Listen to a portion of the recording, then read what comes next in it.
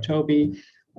I will be the chair for today's General Assembly of Iaps, and I welcome all of you here from around the globe. Before we get started, sometimes these online meetings can be a bit anonymous, and I would like us to have quite an interactive feature here, even though General Assemblies are not usually designed to be the most fun and interactive things. But perhaps we can just all, use the chat box and write where we are currently based to get an idea of what kind of a diverse crowd of political science students is joining us today here. And after that, I think we can get us started. So perhaps your name and your and the location you're currently in.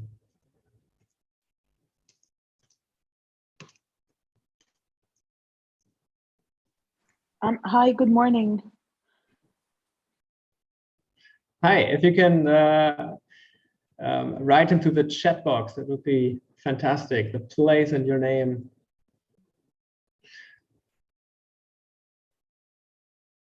Wonderful. So we have Ganesha right now joining from India, and Leah is in Northern Ireland, Antrim. Justin in Canada, Maheen joins us from Pakistan, Anaga from India, Minya is in the Netherlands, Roberto in Italy, Dina is in Cairo, Max says hi from Slovakia in the European Union, and Paola joins us from Germany, also in the European Union. Hello, Nesma from Egypt. Crystal is still sleep deprived, but she is in DC. I think if I was in this time zone, I'd be sleep deprived too. And then we have one name written in Cyrillic letters, which is something I cannot read. So perhaps you can say your name for one time for all of us.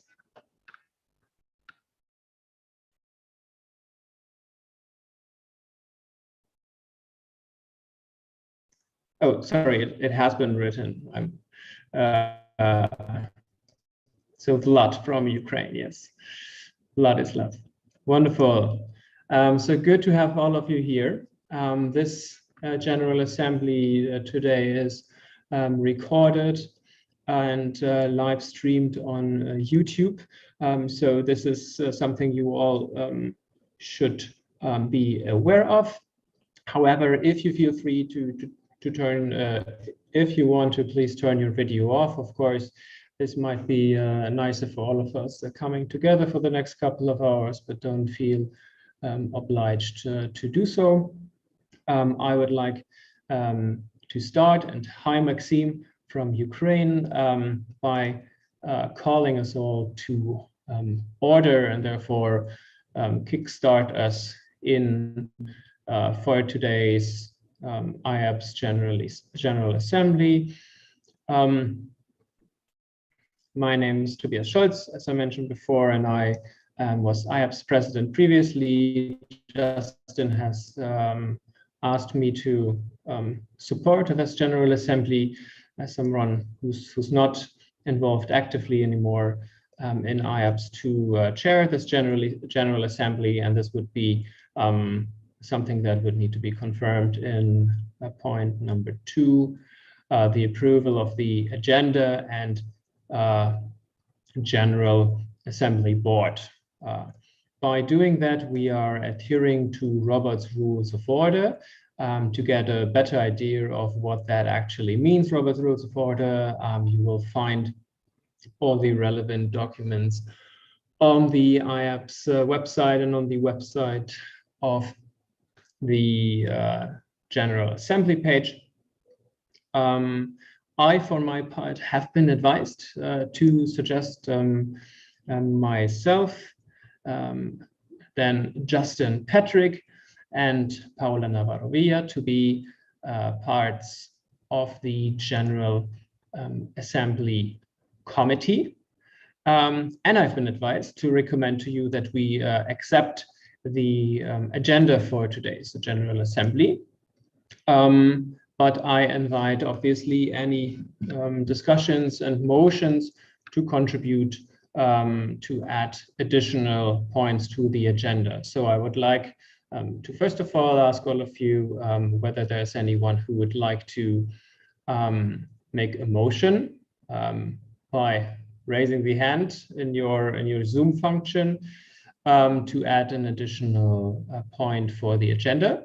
And if that is not the case, we will move on to the next point and accept the agenda.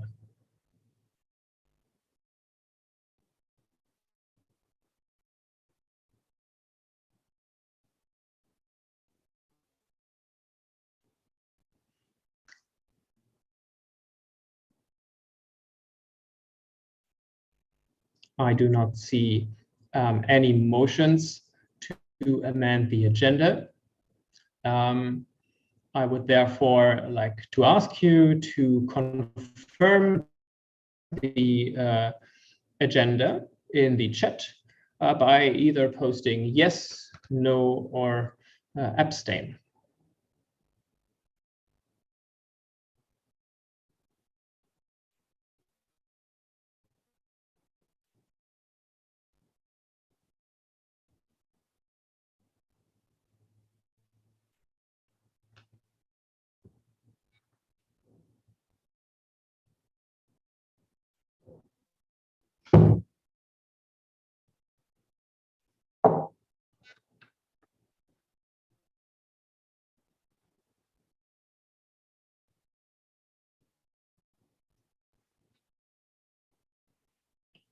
Wonderful.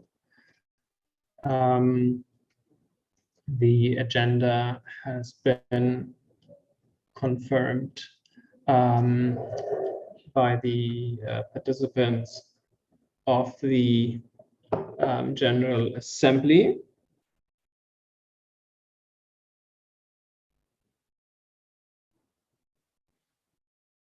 Okay, and now for the, I see Justin is raising his hand. Justin, yes, please go ahead. Yeah, so I guess we need a mover and seconder for the motion to approve the agenda. I would be happy to move the motion to approve the agenda. I can second. All right, great. Thank you very much for that. Then I think we can call the agenda for being approved.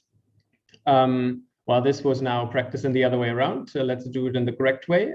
For the General Assembly Board, we would need to have a mover and a seconder for having Tobias, Justin, and Paola on the General Assembly Board. Who would like to be the mover?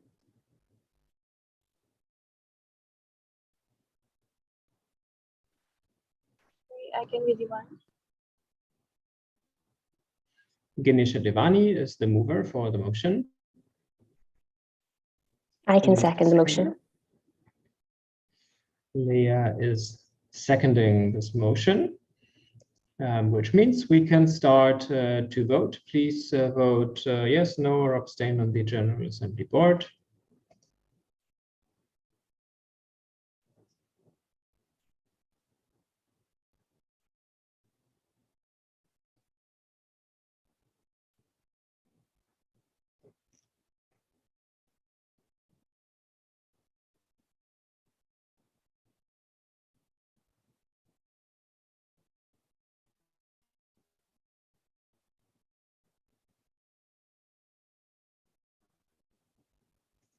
Right, thank you very much. The General Assembly Board has been confirmed.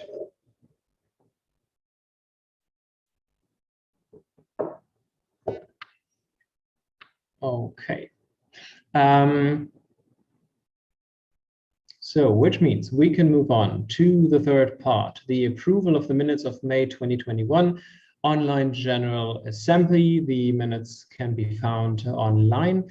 Is there someone from the Executive Committee who would like to just briefly introduce this section? Yes, Justin?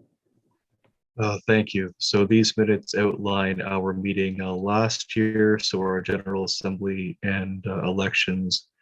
So yeah, the documents are available online. Alexi has just posted the link in the Zoom chat, and I encourage, I hope folks have had a chance to take a look. I understand that it was, yeah, quite, it was a long meeting. We had to break it up into 2 sections. So both of those meetings are in those minutes. I think the document is, yeah, I think it's over 100 pages there. So yeah, we were trying to be as thorough as possible. And you can also view these General Assemblies on the Ieps YouTube account. They were also live streamed there. So with that, I would like to move this motion to approve these minutes. Thank you.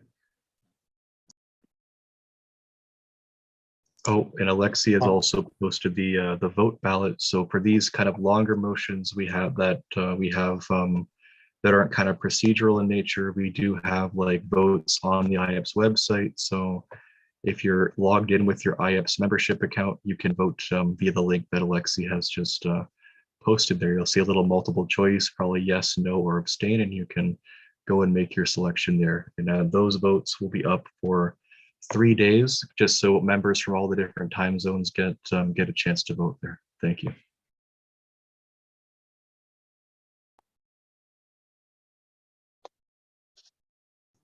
All right, thank you very much, Justin. And this would mean that we need a mover and a seconder for this motion. Who would like to be the mover?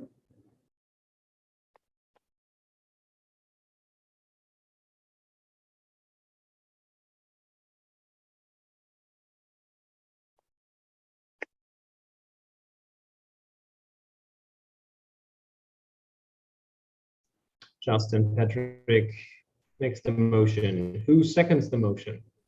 I can second the motion. Leah and Anaga second the motion, and Maheen as well. 3 seconders.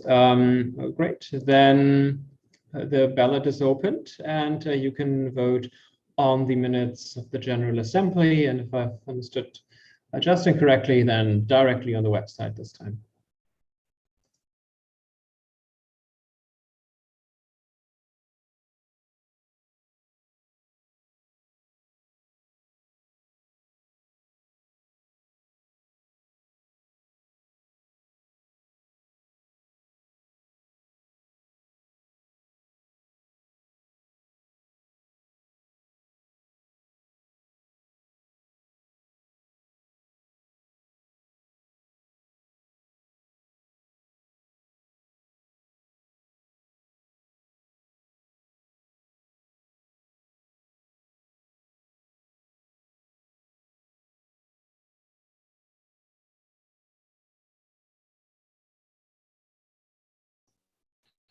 Wonderful. And yeah, I think if it is like the last times, Justin, then we will basically have for all these votes a preliminary result, but the voting will stay open for a total of 24 hours. Is that correct? So I think this will be open for about 3 days, I believe. All right. So voting is open for 3 days for all the votes that are posted. Great. Good. Then if this is the case, we can move on, but we will have a short insight, I think, by Alexi, perhaps, if I'm not mistaken, on how the results look for now. Sure. The motion looks like the motion has passed, but very few people have voted. So all the people who are present are yet to vote in the for this motion. So please go to the General Assembly page and proceed to a ballot and vote from there. Okay, nice. Yeah, maybe we can actually, if like Justin or Paula I'm not sure if it's possible. Maybe you can pin the voting site down below so that it doesn't always disappear when people are messaging in the general chat. I think that might help a bit. But yes, the voting will be open for 3 more days. And for now, it looks as if the approval of the minutes of the May 2021 General Assembly has passed, which means that we're moving to point number 4, report of the Iaps president, which needs a vote to approve. Justin, you have about, how much time do you need? 5 to 10 minutes to make a pitch for this.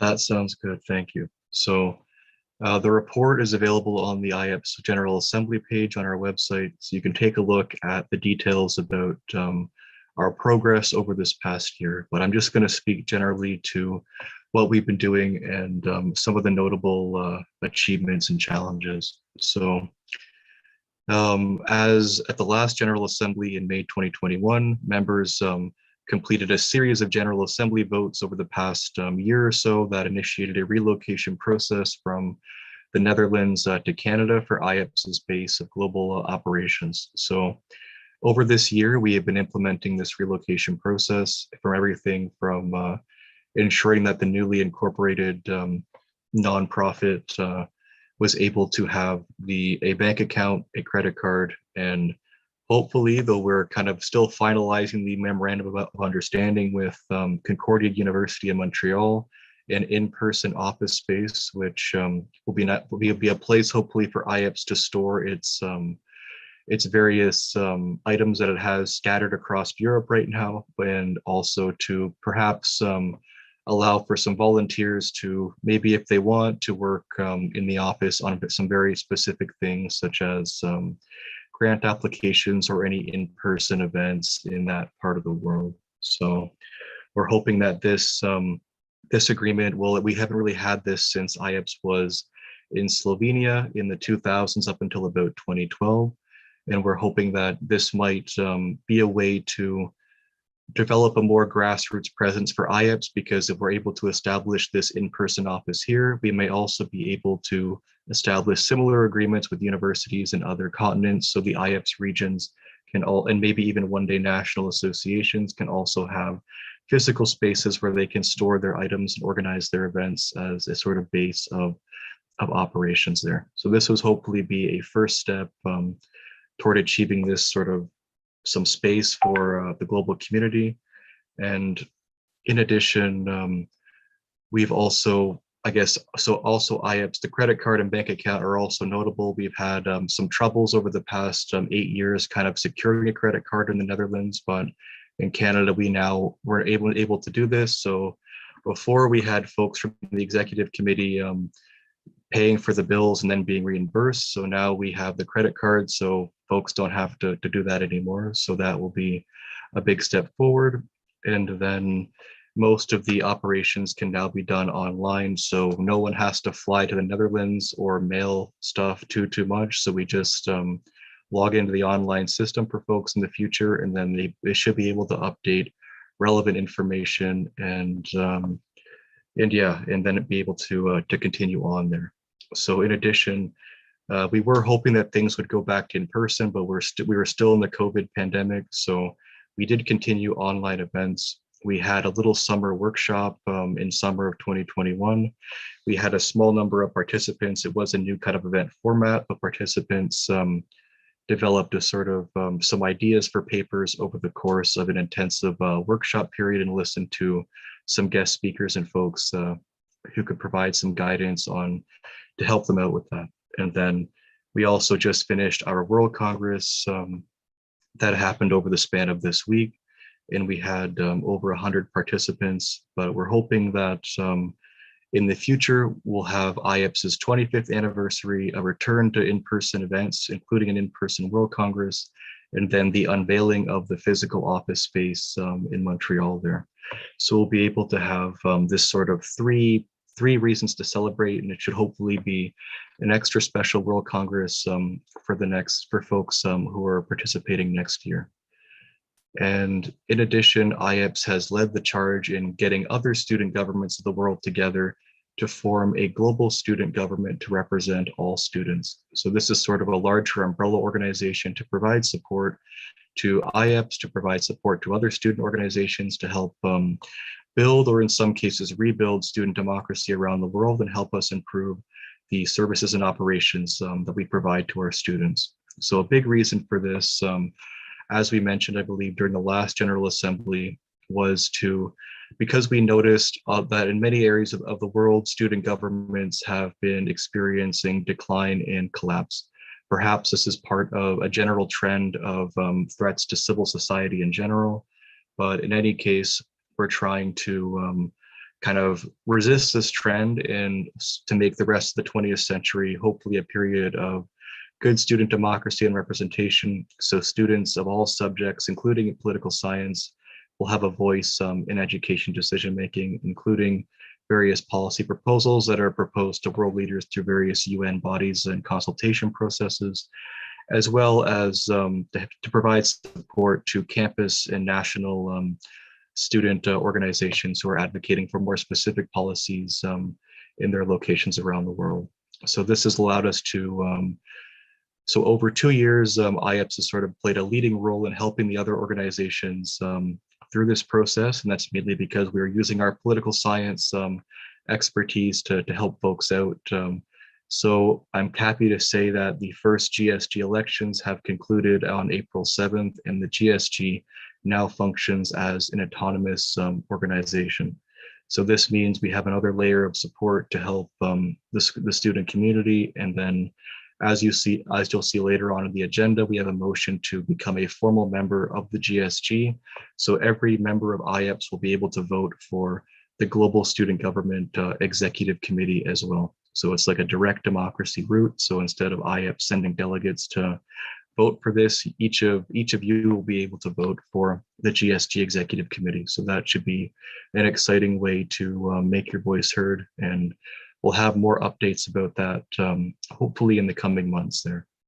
But in addition, we have had a number of significant challenges that, given what was happening in the world, in addition to COVID, Russia invaded Ukraine in February. So IAPSS, working with IAPSS Ukraine members on the ground, engaged in a number of advocacy initiatives to try to do what we can to help folks who are impacted. So this involved collecting information, whether it's statements, whether it's videos, whether it's other information that political science students in Ukraine were sharing about their experiences, and just making sure that these things are preserved for future years, for history, for who knows, Geneva Convention things, but other stuff like that. And we also have a petition that's still being circulated among other organizations to call on universities of the world to provide support to students in Ukraine, to allow them to continue their studies in universities in other countries as needed, as this was something that IAPSS Ukraine expressed that they would like to see. And in addition, so this has been, something that we're still monitoring, and we're working with a number of students in IAPSS Ukraine to try to figure out other ways that we can help. We also have at least a system in place for with contacts in the neighboring countries in Europe that will allow that will provide some resources to any IAPSS Ukraine students and their families who might want to relocate to those countries. So they'll have it'll make it easier for them to find accommodations, and if the stays are long-term, potentially work experience or jobs and stuff. So I'll get back to the IAPSS Ukraine in a second, but I'll also mention that we've had also an experience, we've experienced a little bit of growth this year with the creation of IAPSS Italy, so a national association which has been helping us with the IAPSS Ukraine activism, and has also been onboarding campus association members. So this will be able to hopefully start a trend of other national associations, and perhaps others were inspired because we have heard interest in creating national associations in other countries as well, including but not limited to Mexico and the Netherlands. So this might be an exciting new, I know Ieps tried this before, but we're trying to make sure we have a good framework in place for these national associations so we can help them so they can grow and develop grassroots networks on each of their campuses as well.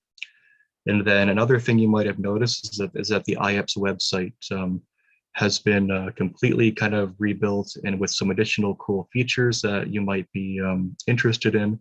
So this includes a little member profile for you and a little directory that you can opt into in case you want to find out political science students around the world who share your research interests. So if you look through this directory when you're logged in with your Ieps membership, and for instance, if you are interested in political theory or comparative politics, you can search for these topics in the directory and find students from other countries who share these interests. And then we've also made the process for joining student research committees a little bit easier on the website. So when you become a member or through your online profile, you can select which SRCs you would like to join.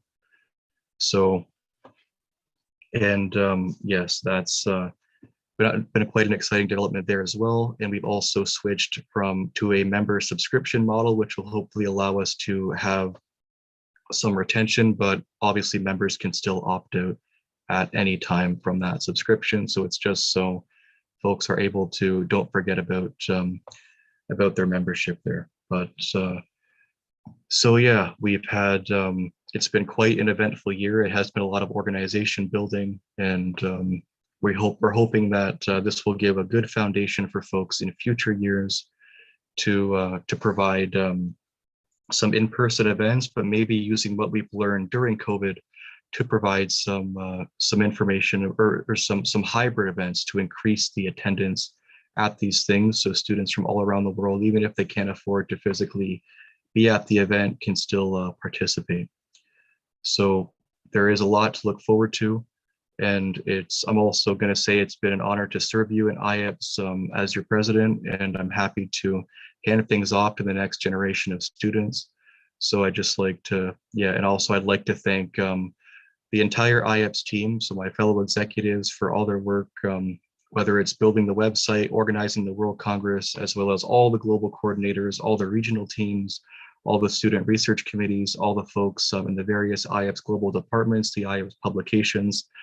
I think we have over 100 people volunteering at Iaps at any given time, so we do have quite a big team, and everyone was kind of playing their part here during a time that posed a very difficult global situation. So thank you so much for that. And then in addition, I'd just like to also acknowledge, maybe if we give maybe 10 seconds of silence or a moment of silence here to all the students who didn't make it through COVID-19, and also to all the students who were impacted by the recent war in Ukraine and other ongoing wars around the world, including but not limited to Palestine, Yemen, and also what was happening to the students in Hong Kong. As we're a global student organization, we definitely have, when these things happen, we definitely feel this. We have students who are impacted, and so I'll just maybe have a little moment of silence here before I introduce a special guest that I will defer the rest of my speaking time to.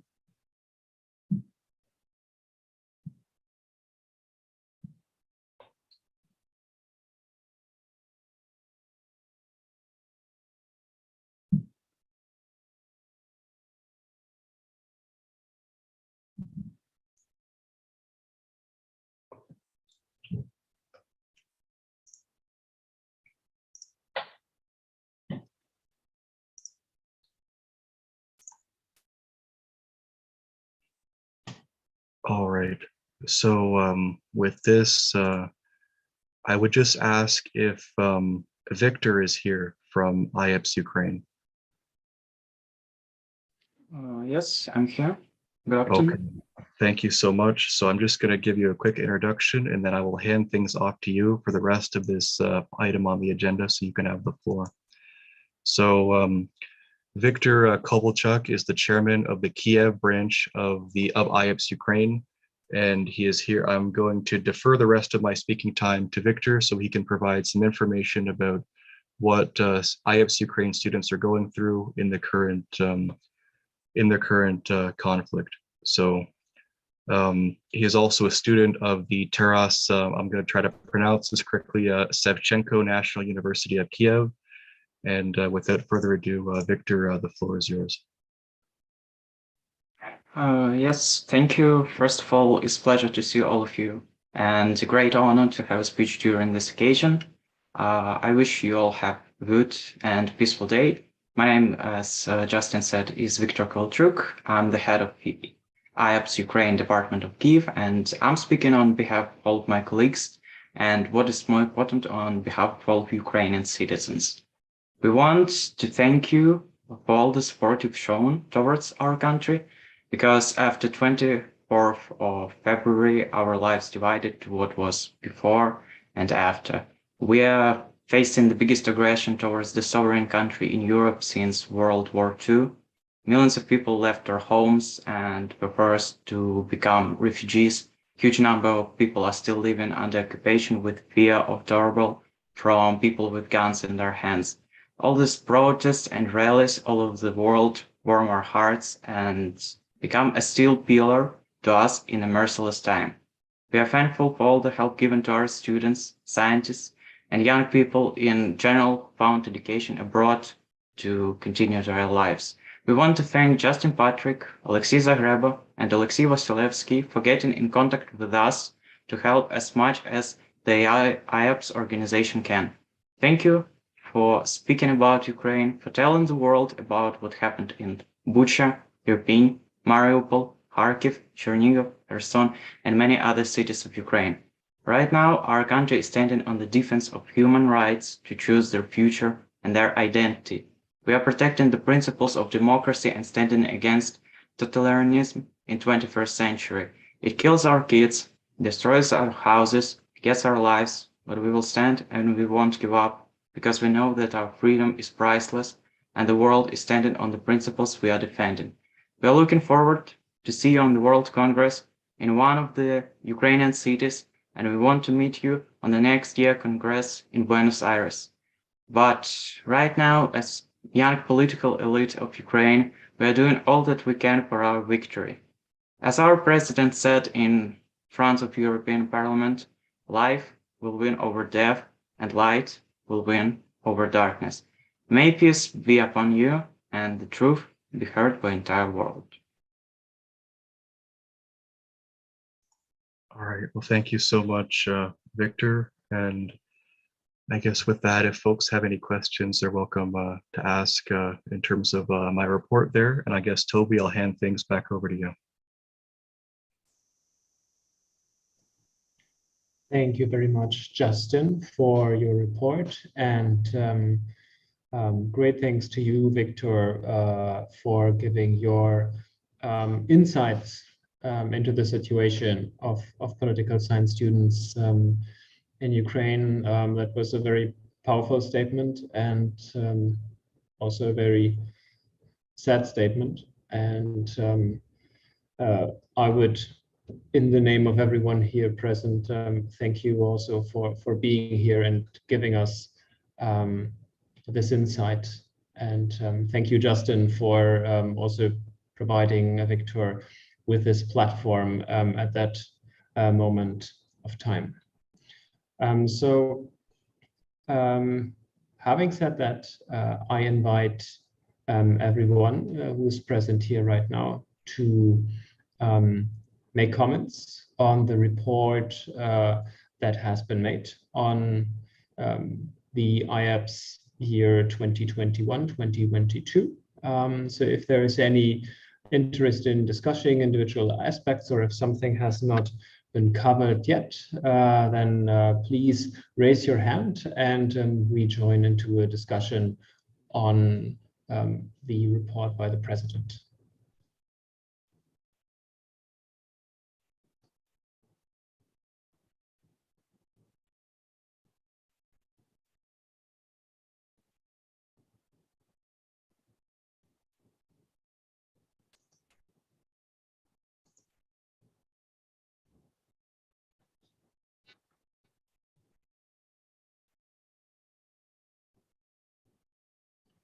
I do not see that there are any comments. Feel free if something remained unclear to raise your hand, ask a question or make a comment. But I don't see that this is the case right now. So if it is the case, then we will start the voting, and Alexei was even faster than me. Please go to the website and cast your vote to confirm, to approve the IAPSS President's report on the term 2021-2022.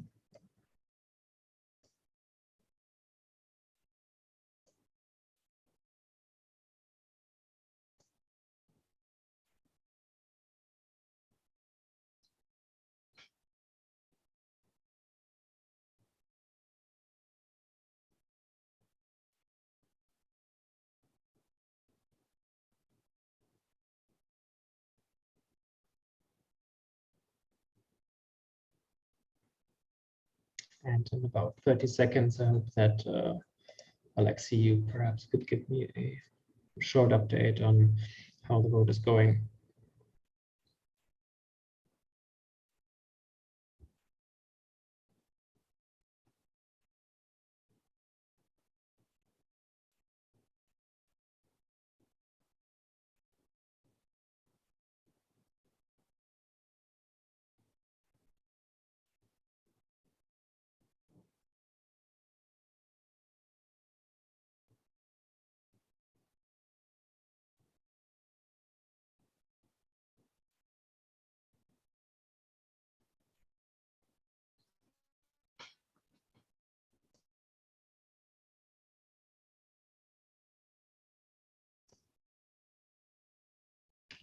Thank you very much.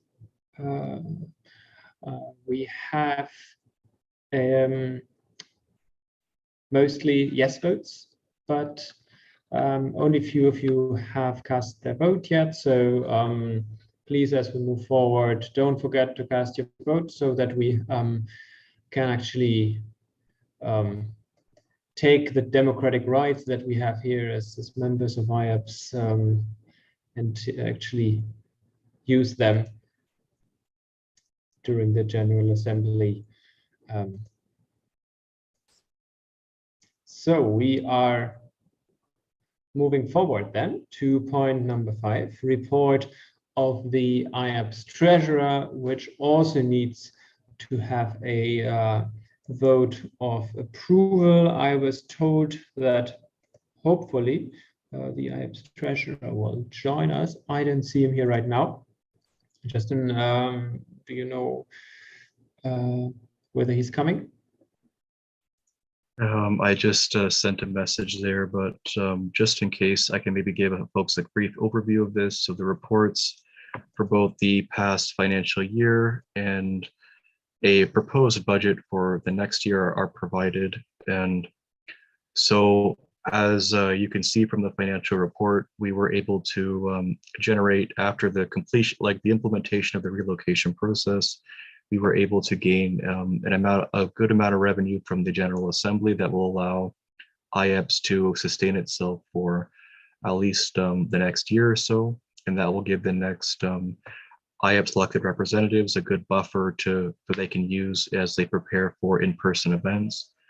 And Shubhendra has also provided an optimistic budget that we'll hope on that the in-person events will lead to increased revenue for IAPSS that will bring us back to pre-COVID-19 levels. So just to give folks an idea, before COVID-19, we were about twice as much twice the size of a budget that we have now. So our budget looks very similar to last year, but we do have a higher amount of extra revenue that we can put away. We had lower expenses now that the relocation process is more or less completed. So those are kind of the general updates, but for the numbers, you can take a look at the report there.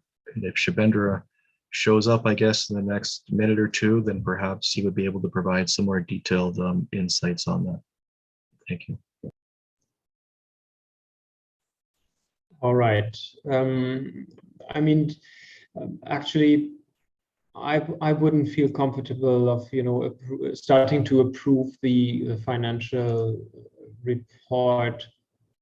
I mean, only with a real you know, discussion around it. I think it might be a bit better if we either wait for him or, you know, skip that point until he's there, or you give a more comprehensive overview.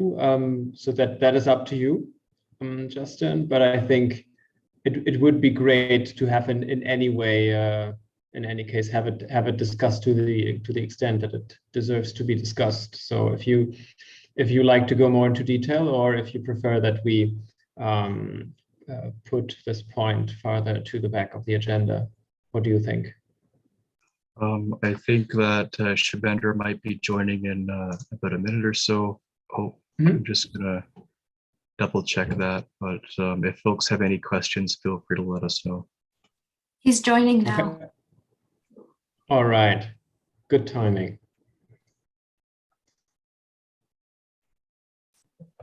Welcome, Shubendra. The floor is yours.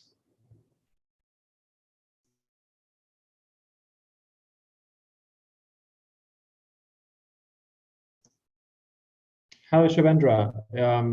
Good that you are here, or are you really?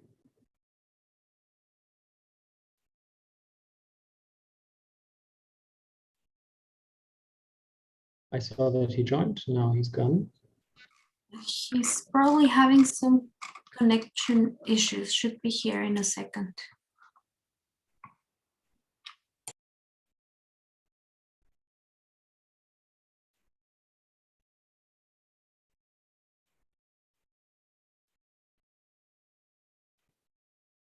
Are there already questions on the report?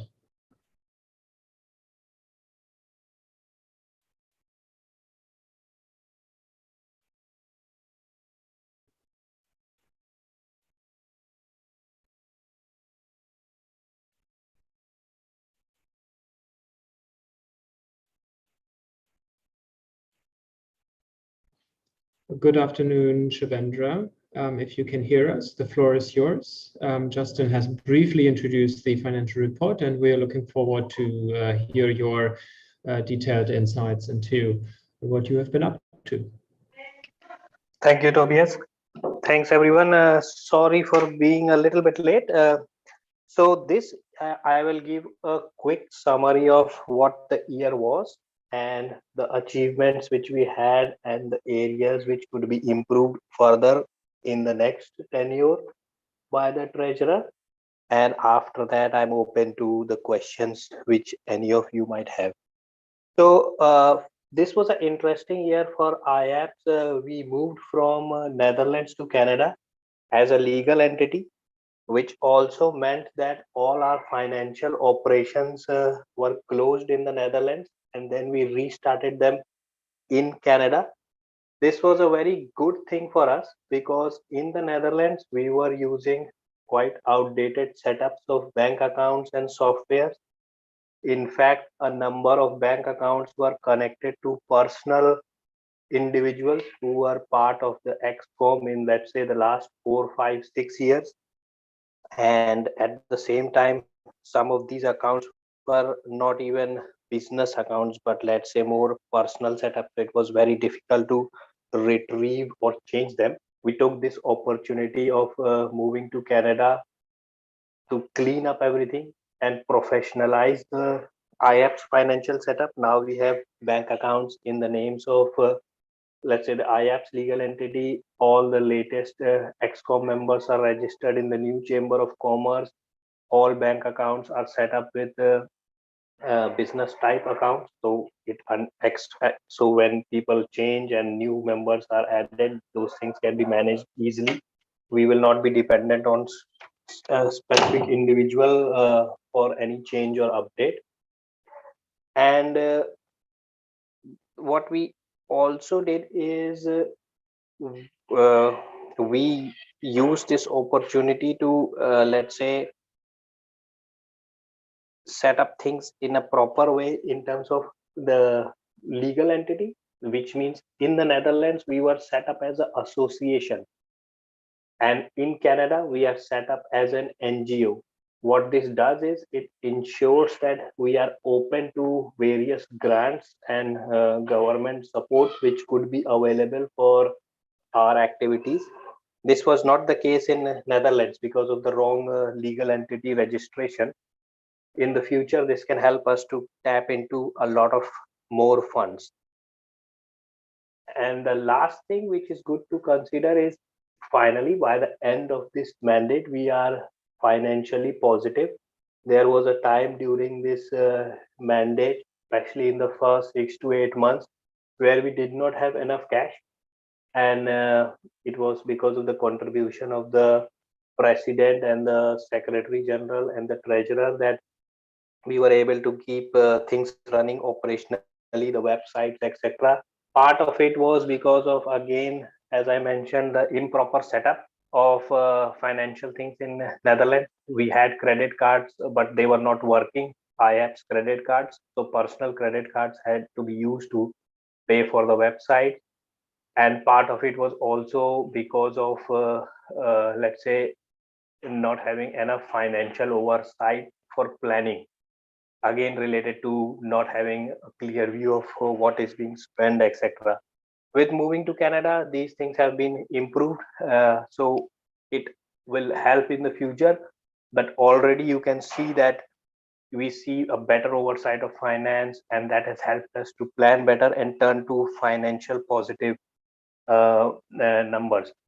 To, let's say, give an example, somewhere in August, let's say October, I would say we were around minus 3,000 Canadian dollars, if I could say that, in terms of revenue, which means that more than 3,000 Canadian dollars were given by personal contribution to keep, let's say, the Iaps infrastructure running. Now, when we are reaching May, also World Congress tickets, of course, contribute a lot to it. We are at plus 8,000, which means we have 8,000 Canadian dollars in surplus to continue and provide to the next mandate. And obviously more revenue will be generated next year. So this is a reflection of improvement in the finances of Iaps, not only in terms of concrete, let's say, cash, but also because of the setup which we did. This was, let's say, the summary of the highlights of the current mandate, I would say. Yeah. Next, I would like to mention what are the things which should be looked into the next mandate in terms of improvement or still pending actions by the next treasurer. But before I do that, if there are any questions, any comments, I will take a pause and give the floor back to Tobias. Thank you very much, Shubhendra, for your insight into the financial situation and the trajectory within the last financial year. Leah has a question. Do you want to shortly also raise it in the audience? Yes, thank you, Tobias, and thank you, Shubhendra, for your report. I think you may be planning to raise this directly in your second section, but it's just with regards to the improvement area on page 2 of your report, where you've mentioned a relevant insurance package. And I just was wondering if perhaps there have been any avenues identified or any preferred insurance packages identified at this time, so that the incoming treasurer can then proceed to work on that going forward. Thank you. Thank you very much, Leah. Shubhendra, would you like to respond to that? Yes. Thanks. Good question. It's indeed one of the next topics I would mention in terms of improvement, but we can always talk about it. So what we know is, let's say, learning from our Netherlands experience, but also from other experiences which I have, there will be 2 types of insurance which would be the bare minimum required. One is generally related to insurance for, let's say, the board members or directors of any NGO. That is usually required in all countries. We had that in the Netherlands. that's not something we have yet in Canada. So that would be one. That is usually called as director's liability or board member liability, something like that. The purpose of that insurance is if there is some kind of claim done or case put up against, let's say, members holding the position, they are protected. And it's also actually a lot of times required by the laws of the country that within a few years of setup of any legal entity, such an insurance is taken in place. That was mandatory in Netherlands. I am not sure whether it's mandatory in Canada, but that's something definitely to investigate for the next treasurer. The second legal insurance which would be useful to look into is the second is the legal insurance we should look into. We did not have that in the Netherlands, and then there was a legal case which was put up against us. In the end, it led to us losing quite a lot of revenue. We discussed that even in the last GA, and one of the major reasons of eating up our funds. In fact, 60% of our funds last year were taken up tackling this legal case. That is an insurance which we should definitely explore in Canada, because any legal case can come up once in a while. We hope doesn't happen, but we need to be prepared for it. And if we were insured for it in Netherlands, some of the costs would have been covered by the insurance. So these are two insurances which I would recommend the next treasurer to look into. I have not been able to investigate which companies or which, let's say, options or packages in Canada could help to provide this. But I believe if we know the type of insurance we are looking for, director's liability and board member, then it would be easy to find the specific, let's say, possibilities. Thanks. Thank you very much, Shubhendra. Leah, I hope your question has been answered. Perfect. Any other questions to Shubhendra?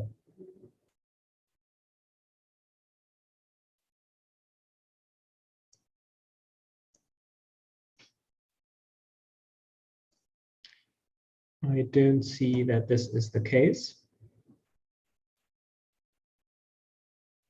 And then we can move on to approve the treasurer's report.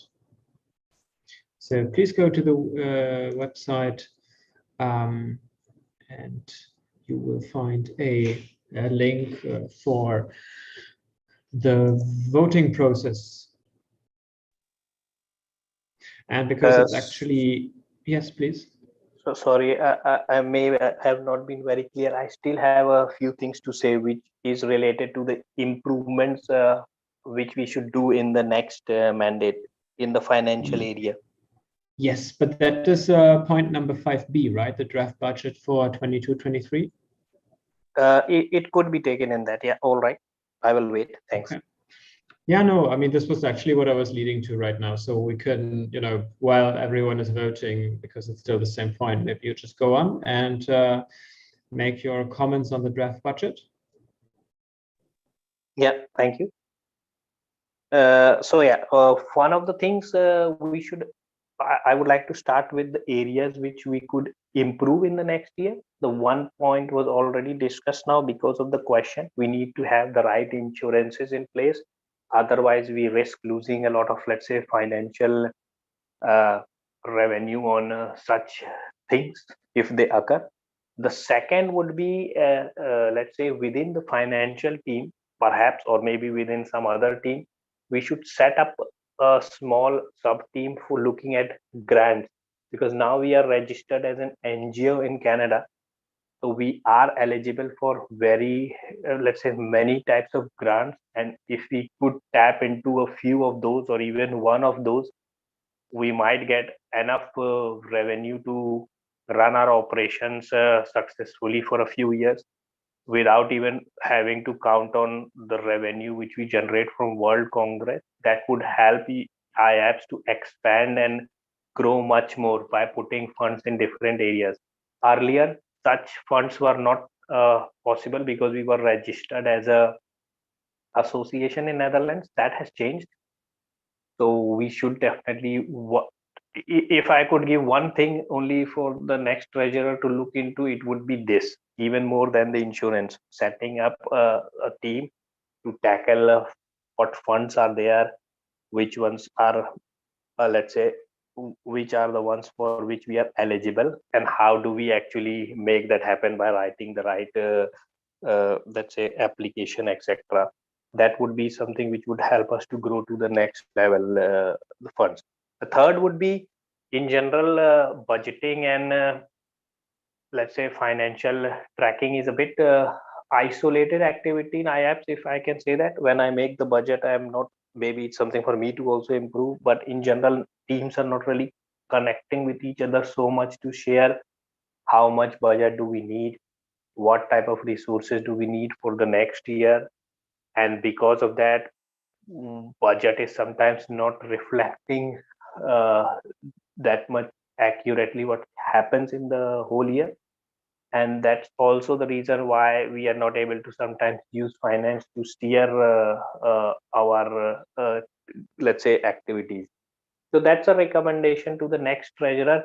It was something I wanted to do, but I couldn't give enough time. That when we make budgets and when we make financial, let's say, reports monthly, we should see which teams or which members need to know that, so that we can have more active discussion on these topics. That helps me to move to the budget itself. So the draft budget of next year is based on the idea that let's say Corona should be a little bit behind us, so we will have more in-person events. And at the same time, because of the skills gained in doing online events plus people's acceptance towards it, we would still be doing a few online events alongside. And that is the basis of let's say the costs mentioned. I also assume that the platform and the softwares which we use, whether it's Crossref or our hosting platforms or our, let's say, payment systems, a lot of them have been recently updated because of moving to Canada, so they would remain the same. And that's why the cost would be kind of on the same level in those areas as we had in the previous year. That is the, let's say, in summary, the budget for the next year which has been proposed. Thanks, and I give it back to the chair, Tobias. Thank you very much, Shabendra. And I just want to double check very shortly with Justin and you, Alexi. Has it been imagined in a way that we do two separate votes? Because on the agenda, it actually looks like it's a vote, but financial statement and draft budget are two separate ones, correct? Yeah, I think we could either way. We could split it into two, or we could just do one, whatever I guess you prefer. I guess Toby, whatever folks prefer here. Yeah, I think it's still very different issues in nature. So let's do two of them. So if you can upload a second vote, that would be fantastic. And but before that, perhaps let us have a discussion or open the room for everyone to ask questions and make comments and suggestions. Are there any things that need to be discussed that Shubhendra mentioned about the draft budget?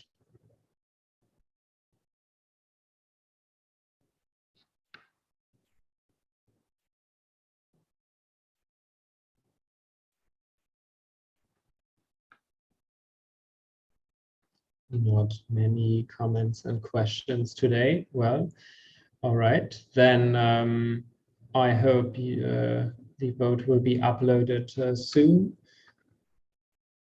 The vote has just been uploaded. Fantastic, thanks Alexi. And you may start the voting on the draft budget as well. And if I may already know the current result for the Treasurer's report.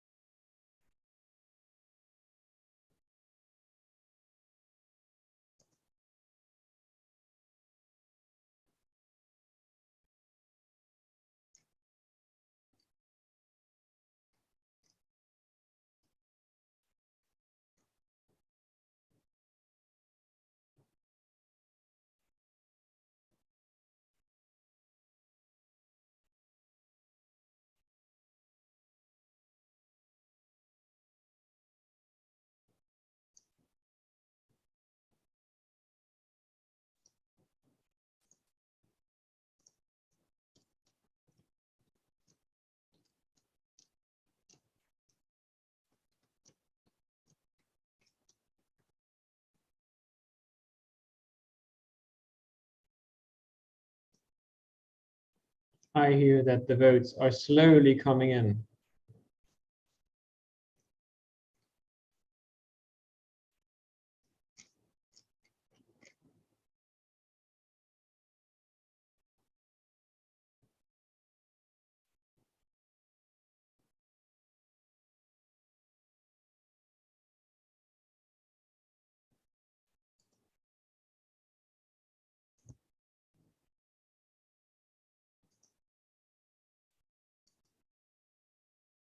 As soon as I have a short insight into what the tendency is, I'll move forward to the next point.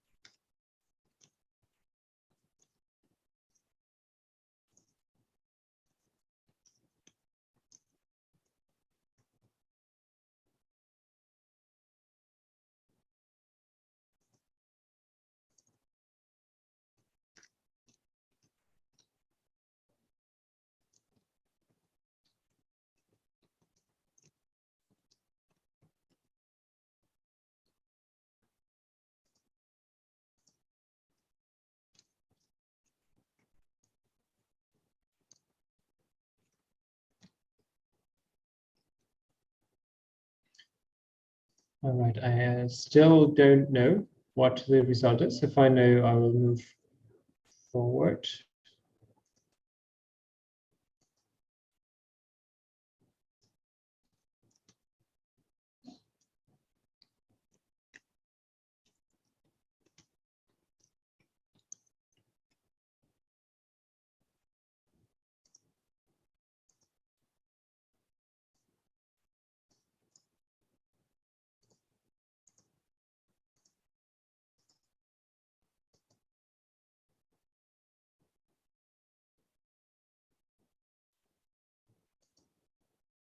All right, so it looks like the tendency right now is that both the points are getting approved. So I will move forward to the next point, which is point number 6, the report of the Iaps Advisory Board. Whom from the Advisory Board may I ask to present the report?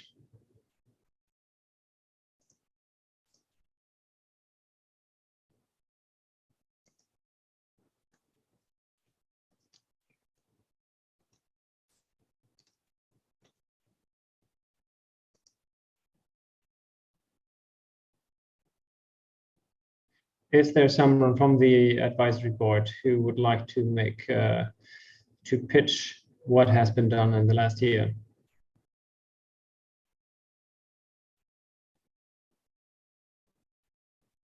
Justin or Paola, is no one here from the advisory board right now?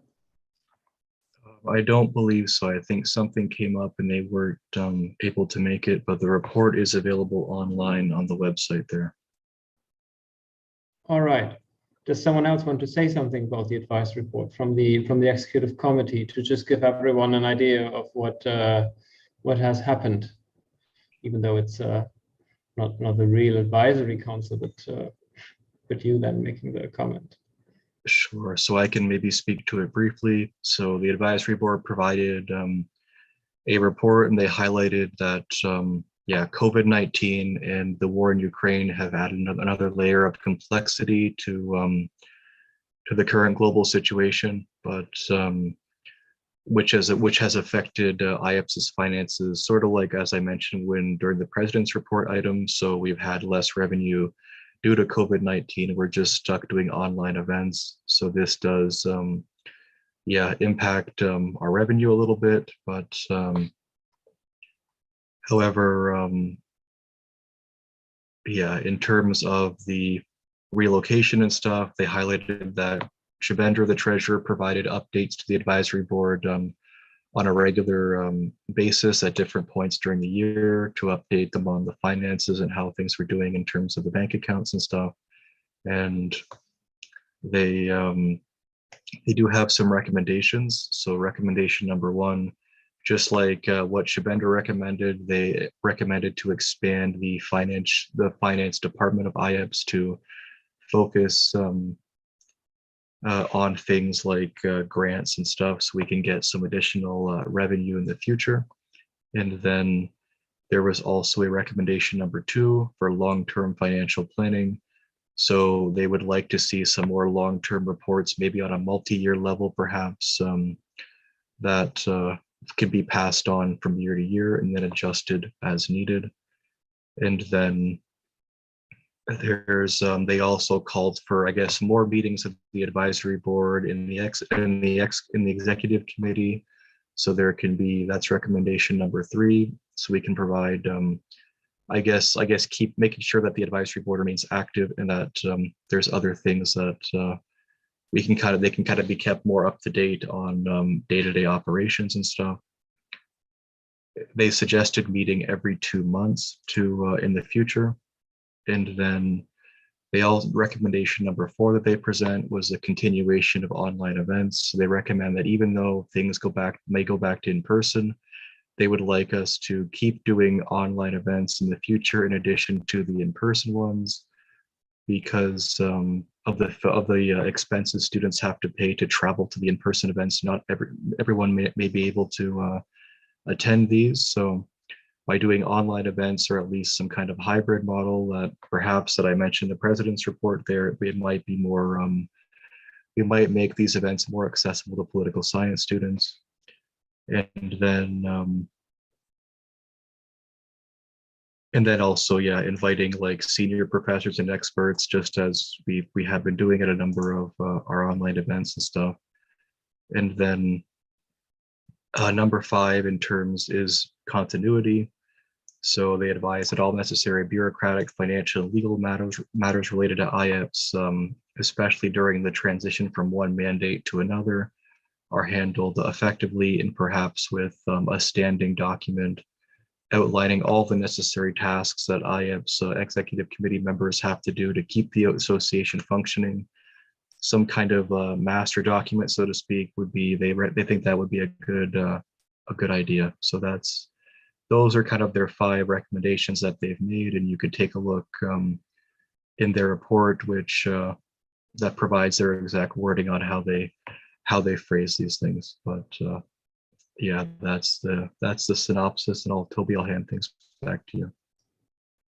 Thank you very much, Justin, for making this presentation. I mean, it would have been nice to have them here so that actually questioning them was possible. And perhaps this little note can be included in the minutes. But I mean, it would still be unfair to not have a conversation. So if there are any questions or comments that emanate from the advisory council's report, then please raise your hand.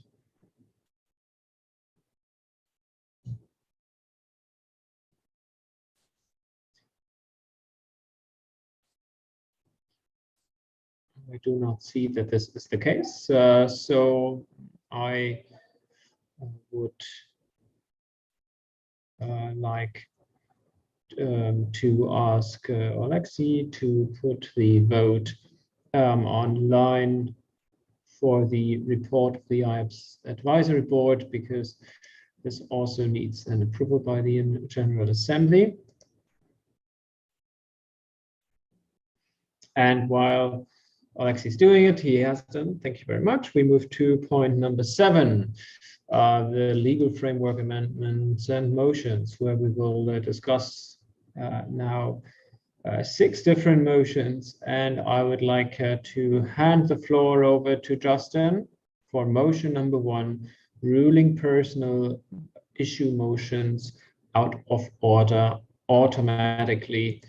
Justine, if you can give us an overview in perhaps 3 minutes, that would be perfect. And then we have some time for the discussion. Okay, thank you. So this first motion was, I guess, given the number of practices, it's based on a vision to make sure that the General Assembly remains a decision-making body for motions that direct IAPSS to do things as an organization. So whether it's changing the rules, doing actions in the future, like organizing a specific event or something, or taking a certain advocacy stance.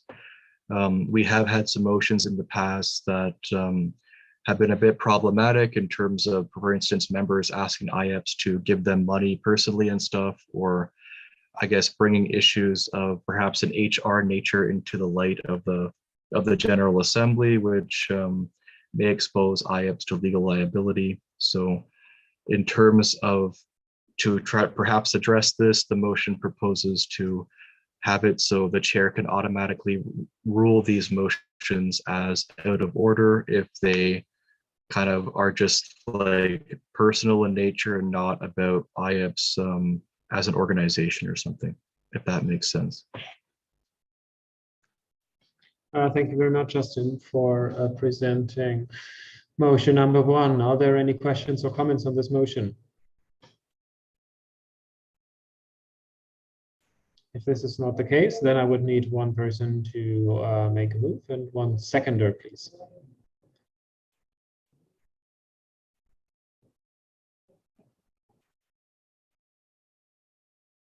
So Justin Patrick moves the motion. I need someone to second it. And Maheen seconds the motion. Thank you very much. This means the motion can now be voted upon for the next 3 days. And we move to motion number 2, rules for national associations within IAPSS. And I would like to ask Justin again to present this motion and within 3 minutes, please. Thank you. So this, as I mentioned, we do have a new national association, IAPSS Italy, and we also have a number of other national associations that folks would like to create in the next year or so. So this, given that we're going to have a number of national associations, we want to make sure that we do these correctly. So in that these associations are supported as much as possible. The reason that we're trying to be extra careful with this is that IAPSS did try to create national associations in the early 2010s, so about 10 years ago. And from what we understand, only IAPSS Ukraine has survived, which the other ones unfortunately did not continue. So we do want to make sure that in addition to to our continental associations, that we have these national bodies that can provide some more direct country-specific activities to students, and that these associations can last in the long term. So we do have provisions where we have 2 types of national associations that we outline in this proposed motion. So 1, autonomous ones like IAPSS Ukraine, they have their own budget, they have their own website and resources and stuff, and they act autonomously and kind of act as IAPSS association members would at the campus level. And then we have kind of supported national associations that we're helping to build. So this would include IAPSS Italy, where they're not incorporated in their country, and then IAPSS just kind of helps them with infrastructure and resources on a more like direct level, if that makes sense. So in this case, for these new ones that are just growing, if at any time they kind of cease to exist, this motion would allow Ieps to organize an election based on the members in that country to help fill these the elected seats of that national association, so we can kind of reboot it if we need to. And the first test, if this motion passes, would be the National Association in Canada, which collapsed, but their last president, before it completely went down, gave us access to their infrastructure and stuff. So we do have access to their Facebook page. So we're hoping to, perhaps it'd be nice to do organize an election for this national association so we can bring it back, essentially. So this would allow that additional layer of support, and also would allow associations at the national level to benefit from various resources in IAPSS, including email accounts, web pages on the IAPSS global website, and things like that. And so thank you so much. Back to you, Toby. Thank you very much, Justin. And I invite everyone to ask questions or give comments. And if this is not the case, we can directly move into moving and seconding this motion.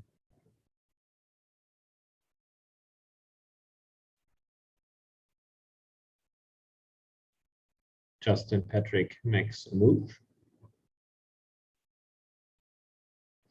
But Frank has a question. Frank, if it's possible, pose your question, but if not, please feel free to write it as well.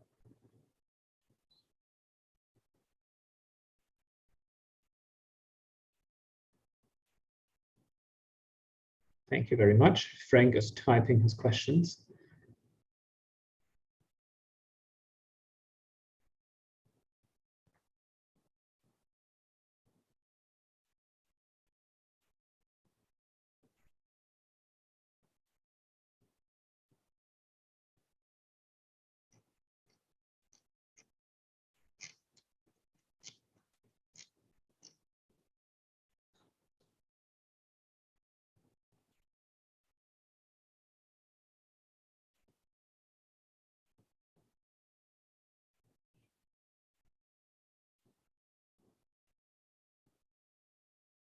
So Frank Stanks asks the question, how would the national associations work together with local associations on the universities? Something we must prevent, for example, is to double the work and organize things that are already there. I think it's a question that makes sense. Justin, do you want to respond to it?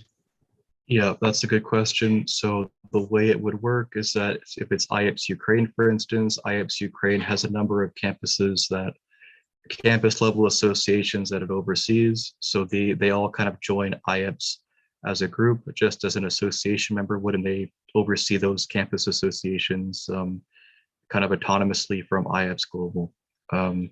For the associations like IAPSS Italy that are kind of just starting out and they're like in the supported national association classification, then they would have their campus associations would kind of join IAPSS Global just like association members. So we don't have any parallel systems of like membership happening, but all the members of IAPSS Global from Italy, for instance, will be eligible to vote in IAPSS Italy elections, and then IAPSS Italy will have their membership list, so they can all they'll just have kind of one list of members that IAPSS Global provides to them, if that makes sense.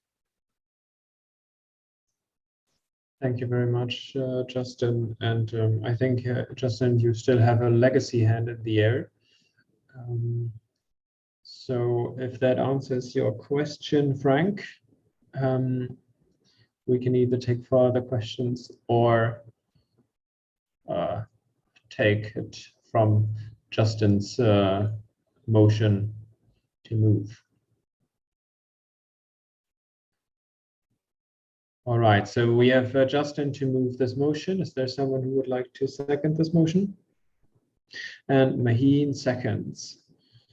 Zinia and Paula as well. Thank you very much for your quick response. I would therefore ask to put the vote online for motion number 2, rules for national association with Iaps. The vote is online, I hear. And we move to motion number 3, rules for student research committees. And I'd like to ask Justin to give a presentation that does not go beyond 3 minutes, please. Okay, thank you. So this motion involves outlining some kind of rules and minimum standards for student research committees so that they can better serve their student members and that they can grow as new members join Iaps. So currently it's very much up in the air, and sometimes we hear from SRCs, sometimes we don't. So in collaboration with the political theory SRC, especially, I'd like to thank them especially for their feedback on this and help with creating this motion. We kind of provide some kind of rules that would essentially make sure that any student can join an SRC of their choice. The SRC cannot say a student isn't able to join, so we can be as inclusive as possible. And then in case there is anything that needs to be done in terms of operations and stuff, the executive committee can step in and help out the SRC with continuity and stuff like that. And then we also have it so SRCs cannot place limits on the number of members they can have.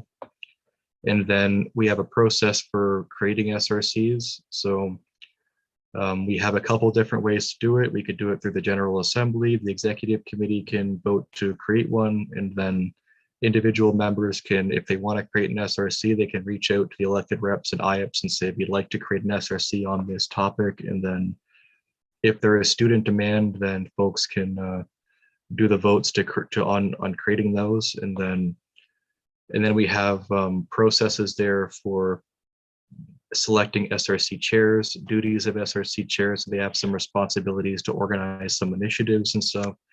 And so the SRCs remain active.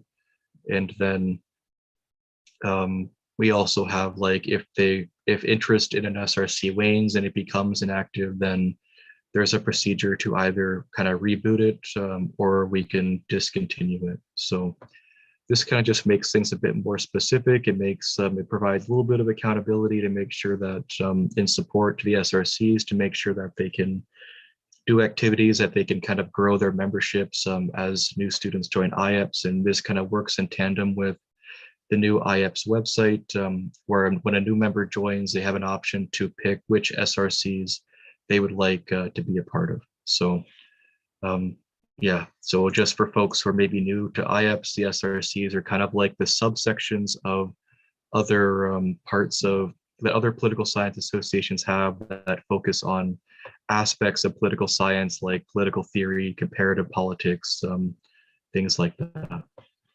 Thank you. Thank you very much. Justin, are there any comments or questions on this point?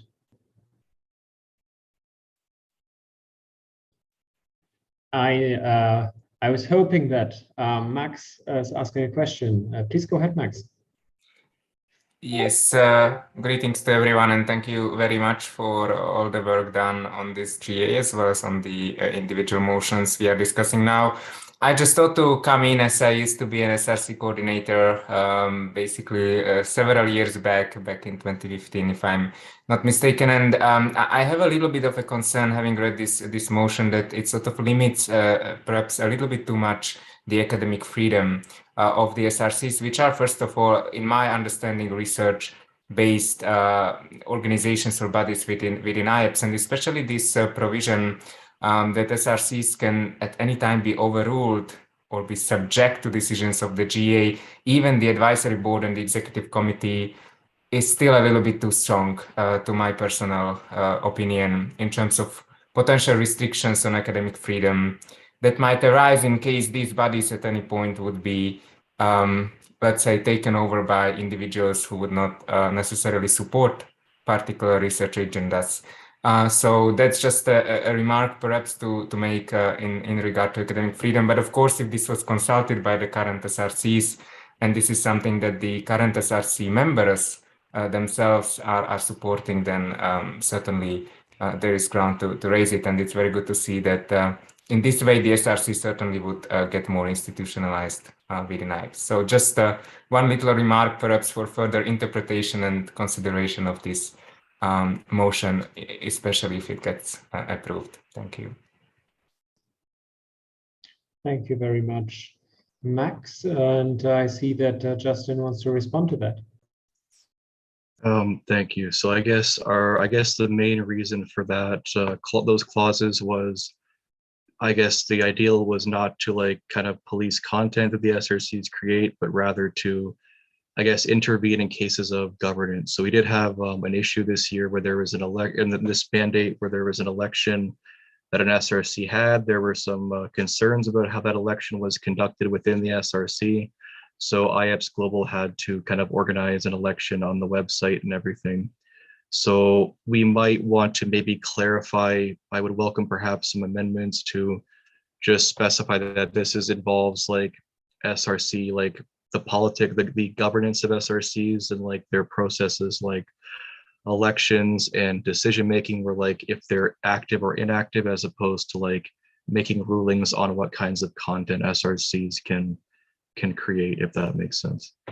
But if folks want to make an amendment, I would be happy to integrate that as a friendly amendment, or which would mean that we wouldn't have to vote on the amendment. We can just adopt it into the existing motion there, or we can, yeah, whatever folks would like to do. Thank you very much, Justin. Do we have someone here from one of the SRCs who has been involved in the process and who might want to shed a little bit of light into their position that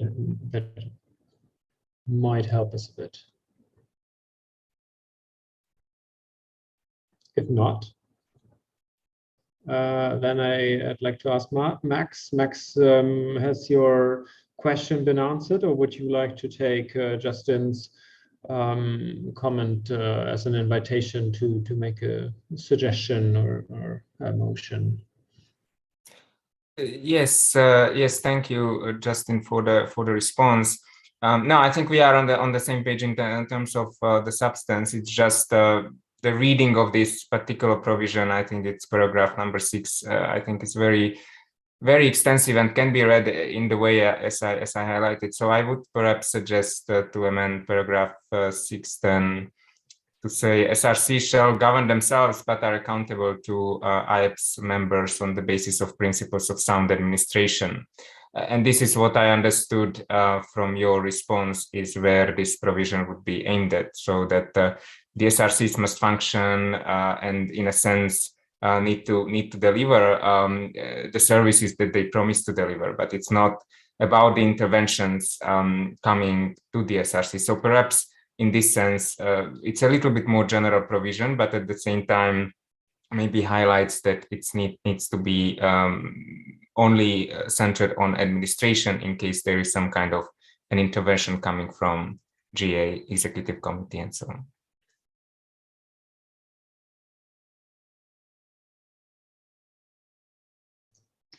Right, thank you very much. Max, if you may want to write this sentence once into the chat so it is clear what the formulation of this friendly amendment would look like. And Justin, if you can just give a thumbs up on whether you take this friendly amendment as something you accept.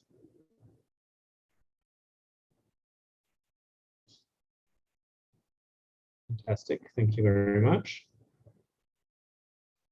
Do we have any additional comments or questions on this motion number C?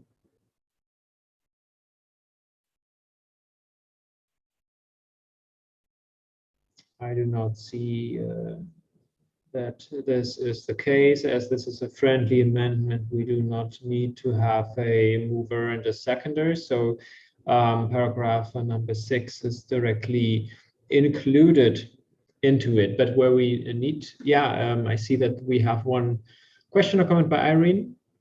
Please go ahead. Hi, it's in the same vein as what Max just commented. Maybe instead of just saying that the SRCs are accountable to Iaps members, maybe there should be something more specific of the GA getting involved in case that there's discord or disagreement within the members. So to have it kind of more directly indicated as a means that members of an SRC can have to resolve a dispute among them if they need to, if they cannot solve it between themselves.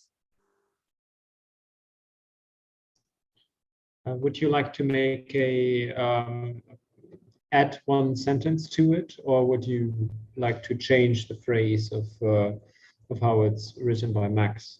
I'll try to type it and let's see if that works out. Thank you very much.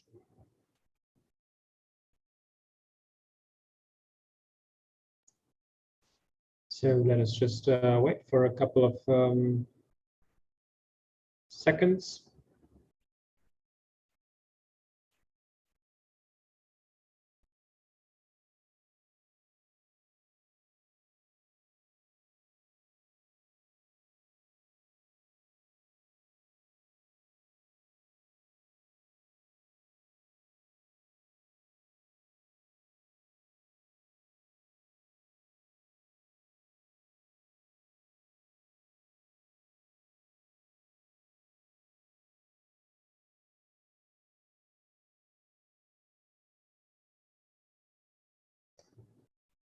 And then I think when we're done with this motion, we have already 1.5 hours, more than 1.5 hours of meeting. So perhaps if all of you are good with this and don't react with other negative reactions, yes, don't react with an angry emoji or symbol. I'd like to suggest that we do a 10 minutes break when we are done with this point. Justin, you want to mention already something? Yeah, just so in the motions package, I've just updated the motion in suggested text with Max's amendment, so you can see what has been kind of replaced it with, what it's been replaced with, and kind of the other text that has kind of been removed based on that friendly amendment there. All right, thank you. And right now I see Irene's suggestion to amend the motion. I will read it out loud because of our YouTube audience. SRCs shall govern themselves but are accountable to Iaps members based on the principle of sound administration. SRC members may approach the General Assembly, Advisory Board, and/or Executive Committee in case of internal disputes to help in resolving any issues. Irene, you raise your hand. Do you want to explain it shortly or make a further Yes, comment? if possible, because I'm chair of an SRC, and thankfully we don't have any issues. We get along just fine. But I can also understand where Max's comment came from, although I do believe it was well intentioned when I think Justin wrote the motion down. In my experience, no one has ever tried to overrule any decisions taken by the SRCs, but I think a clarification is the best approach to that. Thank you very much. Justin, would you like to respond to the suggestion? Yes, I'll accept this as a friendly amendment as well. Thank you. Thank you very much. So we now have a text suggested by Irene, which serves as a friendly amendment and supersedes the suggestion that was previously posed by Max. Are there any other comments, questions, suggestions for amendments on this particular motion?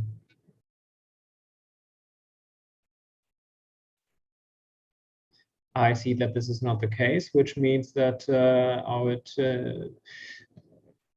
require some person to be the mover and one person to second this motion, please. Justin Patrick moves. and Zinnia seconds. Thank you very much. So the vote will be uploaded now on the website. I would like to thank you very much for that. And as I mentioned previously, we're now 1.5 hours into the meeting. Time flies, but we still have a long program, and I think we should all refresh ourselves and get back to the table in 10 minutes, which is a different time at each of our locations, so I won't try to put it into numbers. But see you in 10 minutes.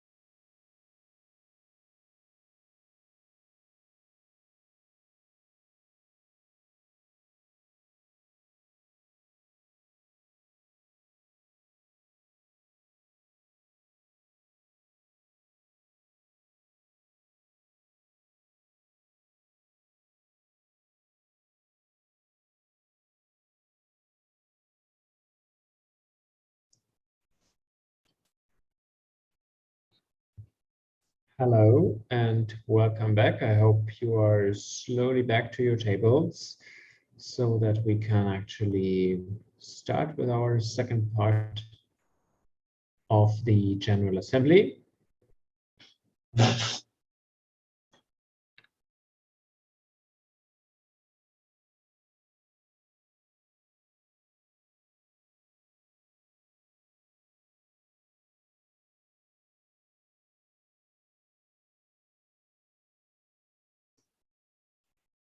And if you are returning to your tables, then I'm happy to tell you that we are starting again with our second part, a couple of motions to go before we jump directly into the elections for the next IAPSS mandate. So we have just finished with motion number 7C, rules for student research committees. And now we are at motion number 4, limiting the number of positions one can run for in a single IAPSS election or a by-election to 2. So I've been told for this one as well as for the previous one, so I give the word to Justin. So if you can please limit your presentation to 3 minutes, that would be fine. Thank you. Okay, thank you. So this is just to make sure that, yeah, in the past we have had some instances where folks would run for like a bunch of different positions, and we just want to make sure that if someone runs for a position that they really want to commit to it. So that's why we decided it might be good to reduce this just to 2 positions, and also to make sure that you know, others have a turn, right, to run for these as well. So we do have additional rules here that we reduce it to 2, and then if someone runs for 2 positions and is elected to both, they would be able to choose which one. They'd have to choose. They can only occupy kind of 1 position, so they can't occupy both. So that's just be extra clear in the rules. So thank you. Thank you very much, Justin. Are there any motions, amendments, comments on this motion 4?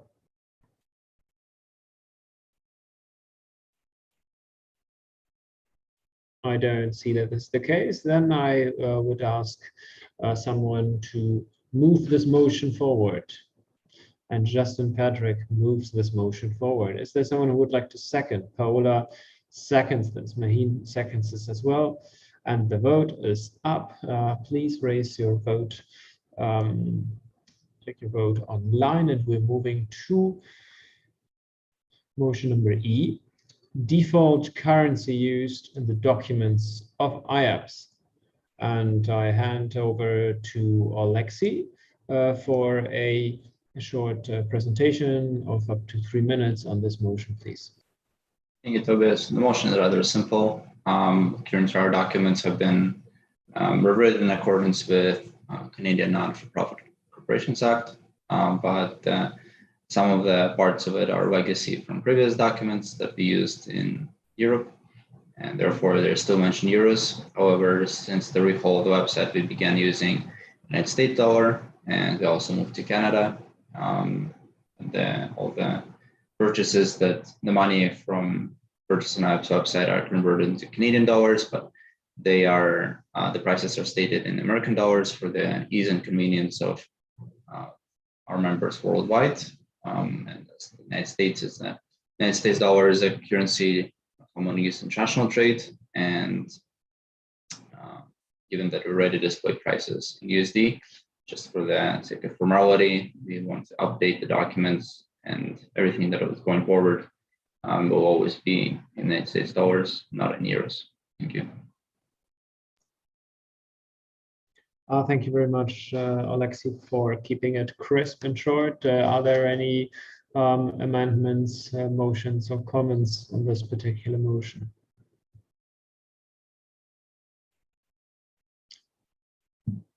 I do not see that this is the case. Then I would like to ask you guys to move and to second this one.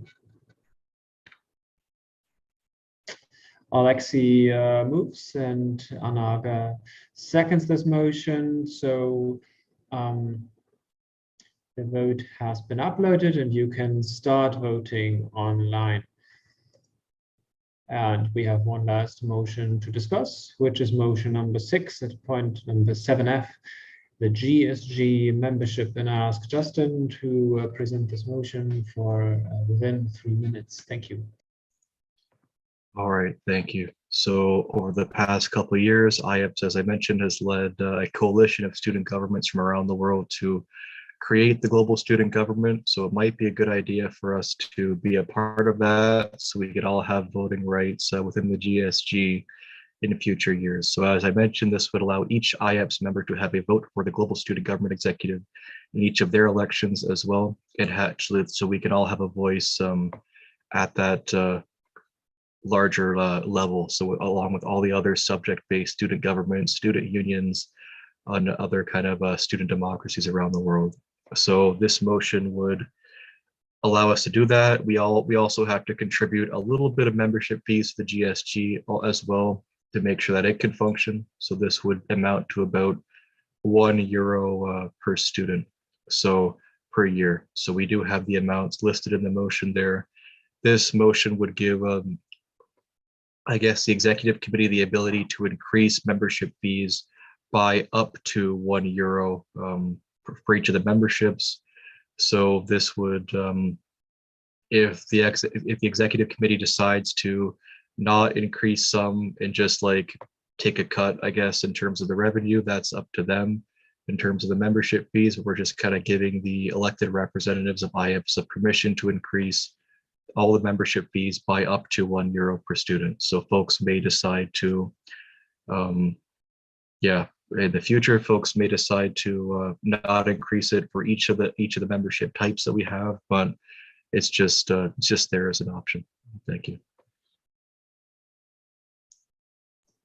Thank you very much, Justin.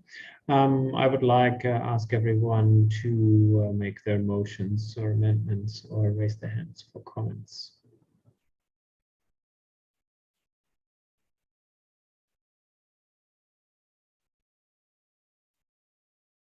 I don't see that there are any comments or amendments, but I see that Justin has just made the move. And I see that Maheen has seconded the motion. So we can now move to the voting procedure, and the vote has been uploaded online. Thank you very much. And I see that people are turning on their videos, and we're also now getting to a more interactive part of the General Assembly, and perhaps we can use this point in time actually to perhaps turn on our videos. I mean, those of you who want to turn it on, so that because now I think we won't become many more members joining, so that someone from Iaps could do a screenshot in that case, and so that Iaps has something to, I don't know, whatever the comm teams would like to do on Twitter, Facebook, for sharing news about this year's General Assembly. So if you feel comfortable, turn it on. And I don't know, Paola or Justin, whoever of you would then forward it so that we can do one photo.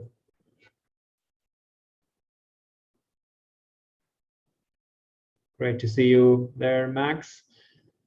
Any others? Crystal, I know it's still morning, but perhaps. All right. Guys, did you take some pictures? Wonderful. Yes. I'm being frank, I am doing you a favor by keeping my camera off. If you say so. All right.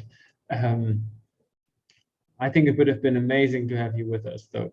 on the video. I know you're with us otherwise.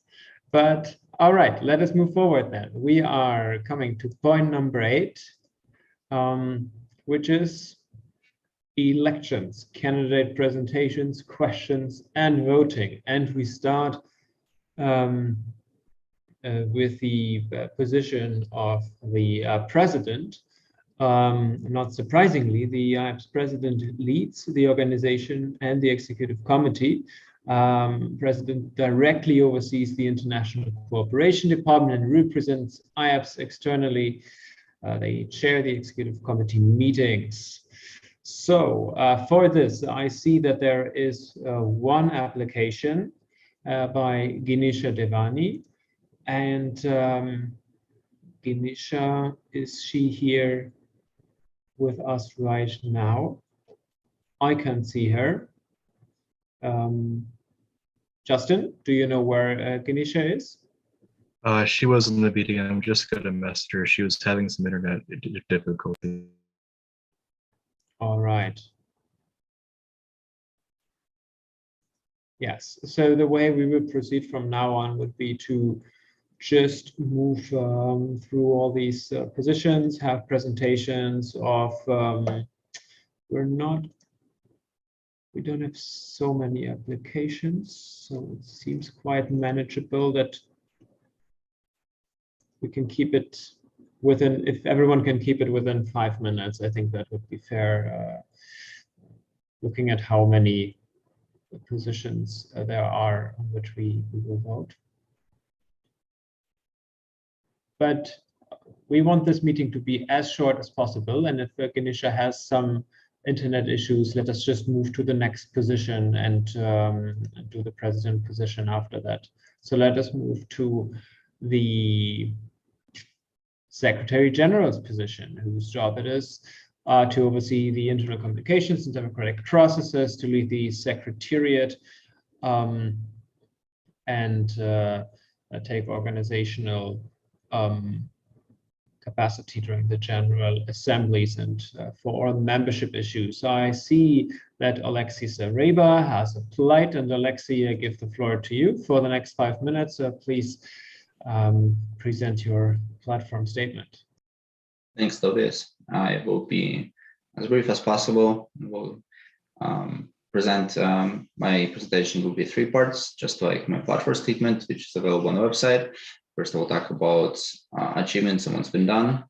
Second part, I will talk about challenges that Iaps is still facing. And third part, what I expect to get done next Monday. So as promised in the last question, I campaigned on redesigning website, which has been done. And evidently, you can browse through the website and see different pages. We revamped the design, and we created internal directory members, and membership is now a subscription, allowing recurring revenue for Iaps. And there are other features as well, like automatic sign up for Srcs. And overall, it's more user-friendly. We also see that Iaps General Assembly page is different this year. So again, trying to be more accessible in terms of our democracy. I also helped with moving the organization to Canada and incorporating IAPSS as a legal entity in Canada and the province of Quebec. I flew to Toronto to meet Justin, where we opened the bank accounts and applied for a credit card. And soon we'll be signing memorandum of understanding with Concordia University in Montreal. And we hope to have an IAPSS delegation in Montreal in a couple of months, where people will travel to step in office. We incorporated global student governments, and I participate in those elections. I'll be serving as VP for operations at GSG, which is a similar role to Secretary General IAPSS, and will help to build that organization as well. Justin and I organized this year's of interviews with former IAPSS executives. It was an interesting experience to talk with people who founded IAPSS, and I kept it going throughout the years. And also, the last couple of months have been quite difficult for Ukrainian students and my family as well. I did what I could on the advocacy front. We published statements from IAPSS Ukraine members, and we circulated a petition. We connected with students in Poland to help, to be able to help anyone who is fleeing Ukraine among our students. and we froze the membership fees for Iaps Ukraine, and we continue to distribute memberships to Ukrainian students who are willing to join Iaps Global. And when the war will be over, they will renew their membership, but that will come much later. So in terms of challenges, we did not see any resignations from XCOM, but the work continues to be unpaid and voluntary. And we want to improve that by increasing our income, diversifying our income, and increasing it to be able to pay some sort of compensation to XCOM members. Iaps regions continue to have some difficulties depending on the region. So we'll have to work on renewing our commitment to regionalism in this mandate, or next mandate, to help regions grow. We will also be working to ensure that there's a transition between executive committees and they're able to transition to bank accounts and tax information and other paperwork needs to be done in Canada. There's still a lot of work to be done to diversify our revenue. Of course, we have independent eye on events, and we'll be returning to in-person events soon, but we'll also try to create other sources of income other than events. So IAPSS does not have to rely just on hosting conferences.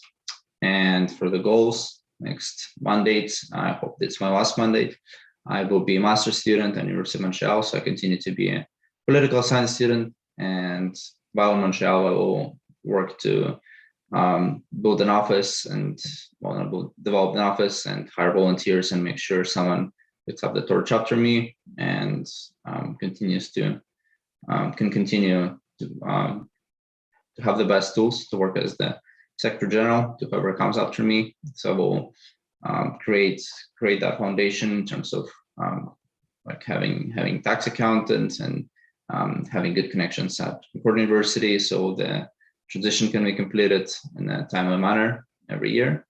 We'll also form a task force with the Secretary General to help regions revitalize, and we'll be supporting each regional chair as much as possible and creating a strategy for the region. And the new president that will be elected, I will support them in their work as much as possible. In terms of our international cooperation, we'll continue to increase the number of associate memberships. We'll be searching for new sponsors to support IAPSS, and specifically we'll be applying for grants from Government of Canada, Government of Quebec. And of course, the World Congress 2023 will be a 25th anniversary of IAPSS, and I will do my best to make sure this will be a good celebration of quarter of IAPSS existence and prosperity for over a quarter of a century. So make sure to have a big celebration at the World Congress 2023 and make it memorable and exciting for all members. I'm open to any questions from members now. Thank you very much, Alexei, for giving your presentation to run for the position of the Secretary General for next year. I invite everyone to ask questions to Alexei.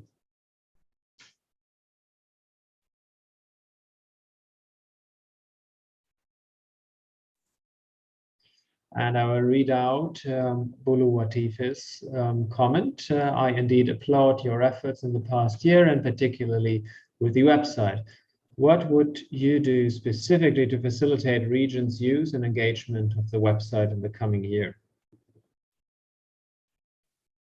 Thanks, Will, for the question. So first of all, we'll restart the meetings of council regions. Perhaps it won't be every 2 weeks like last time, maybe every 3 weeks or 4 months, but we want to continuously check in with each region to make sure they have the tools to succeed. IAPSS region, each IAPSS region has a page on the website, and I'm open to adjusting it, modifying it in any way regions want, but I understand everyone has experience with web design, so I'm willing to help as much as possible to make the page attractive. All I need is cooperation from regional chair and willingness to add content, but I'm always open to working together. So let's say IAPSS Africa wants to do something on their page, or make add more content, add more links. make it more attractive. I'm always free for that cooperation.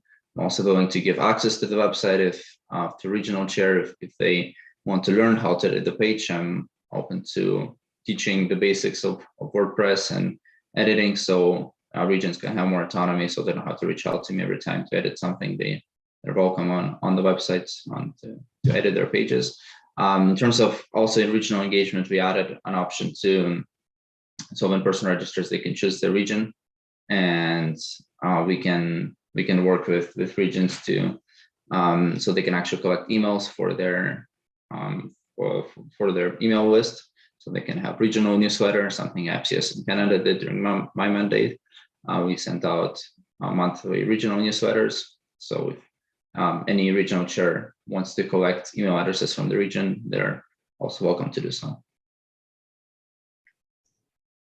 Thank you very much, Alexei. If Bolotifa, you have a follow-up question on this, please let us know in the chat. Otherwise, I invite everyone else to invite your questions.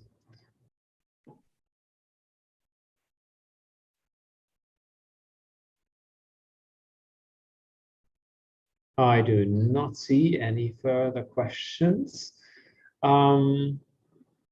In this case, I believe, and Justin, correct me if I'm wrong, we need a mover and a seconder for the vote, or do we just vote? I think we can just vote on this one. All right, good. Then we just vote on this one.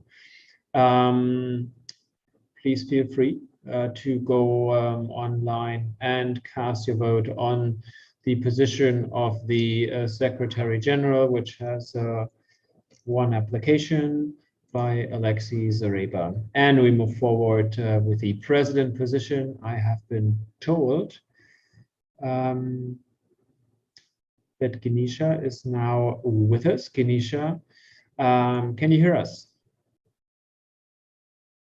Toby, I'm so sorry because I'm traveling at the moment, so please apologies for not being available visually. But yes, I'm here. Sorry for the delay caused on my part. All right, wonderful. You have 5 minutes time to give your platform statement, and the floor is yours. Okay, that's fine. Okay, so thanks to all the executive members and the teammates who have been working behind the scenes for GA. It's been amazing. Hi, I'm Ganesha, and I have been an old face at Ieps because I have been a past alumni of the other team as well. So my journey with Ieps, as many of you know, started with the Asia team as the project to the global teams as the VP for programs, also supporting with the design and the arts team as well. And my present designation at IAPSS is for Deputy Head International Cooperation Department. So for me to just to explain the journey with IAPSS has been a learning experience, constant learning experience, and getting more politically acquainted with the recent developments. Coming to the 3 broad ideas that is already there in the statement of purpose, but I would like to get deep dive into those statements or the ideas that I wish to have a way forward while being, you know,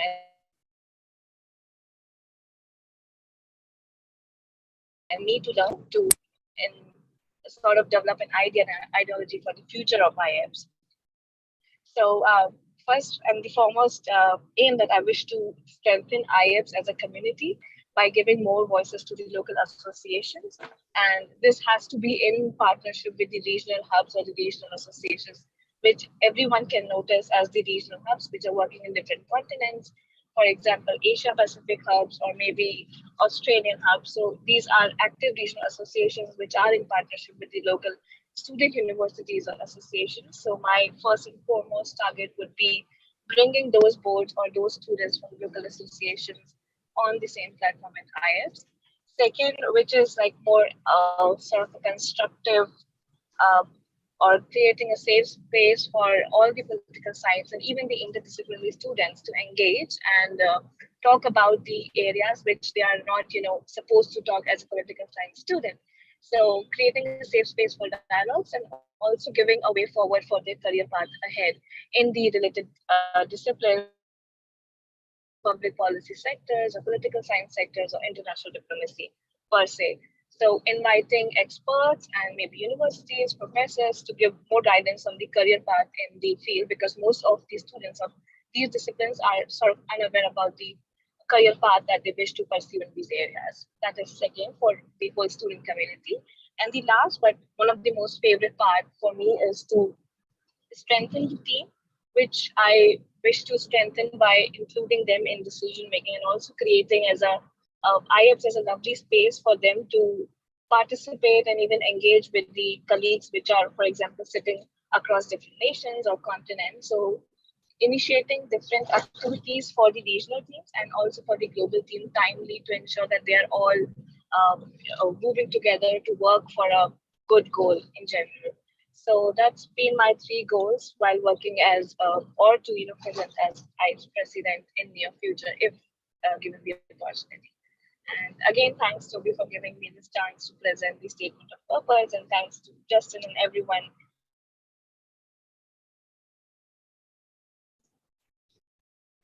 Thank you very much, Ganesha. I now invite everyone else to ask your questions to Ganesha.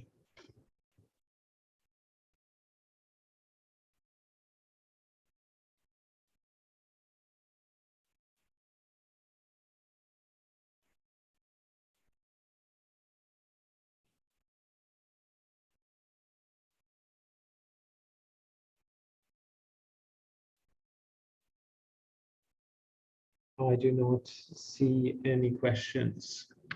One person, Maheen. Yeah, please go ahead. And Maheen types a question.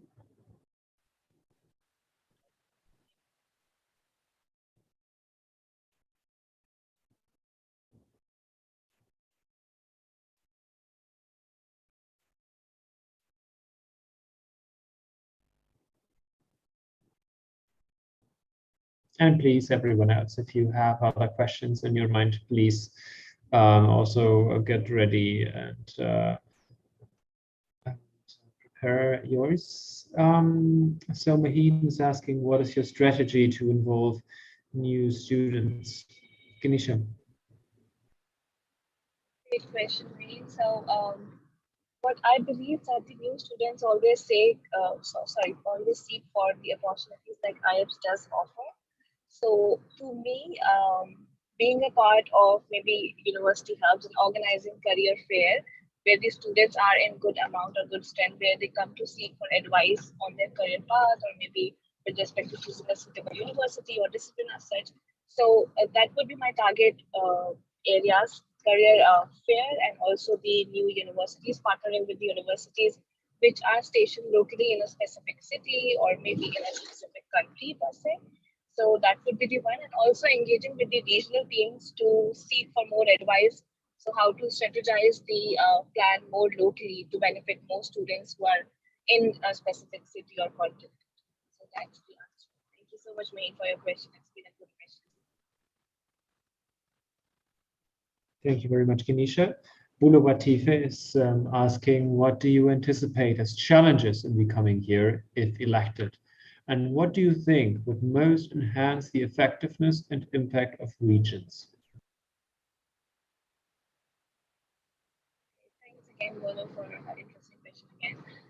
And again, to me, I think the foremost challenge that we have been noticing is the pandemic, COVID-19. And we might also be affected by several challenges like maybe change in leadership or change in the political situation of the country or region or unstable political situations, let's say. So to me, for situations like this, we definitely aim to ensure that all our attention, all our exercises or the global team attention moves towards the regional team by providing them more support in terms of advisory or maybe guiding them how to help students who are into that space or into that city or area. That is one. And for example, to kind of cope up with the situation which pandemic has created for everyone is to involve more, I would say, constant discussions because we have learned to stay online every time. So ensure to engaging into more constant meetings and discussions with them to understand how things are going up locally, and even asking for suggestions, because I always believe in suggestions those who are actually facing the issue. So involving regional teams into decision making and also providing them support however we can. That is one.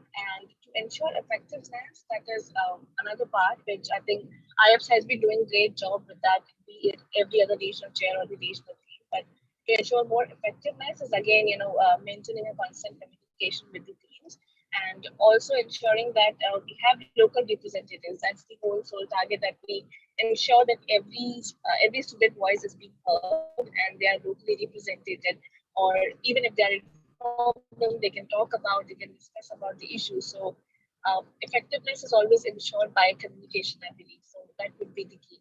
I hope this answers your question. If not, I'm happy to even ask for more recommendations from your side, because you have been working efficiently in your region. Thank you very much, Ganesha.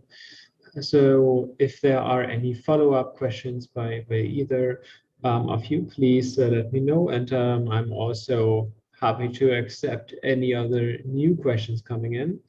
So please raise your hand.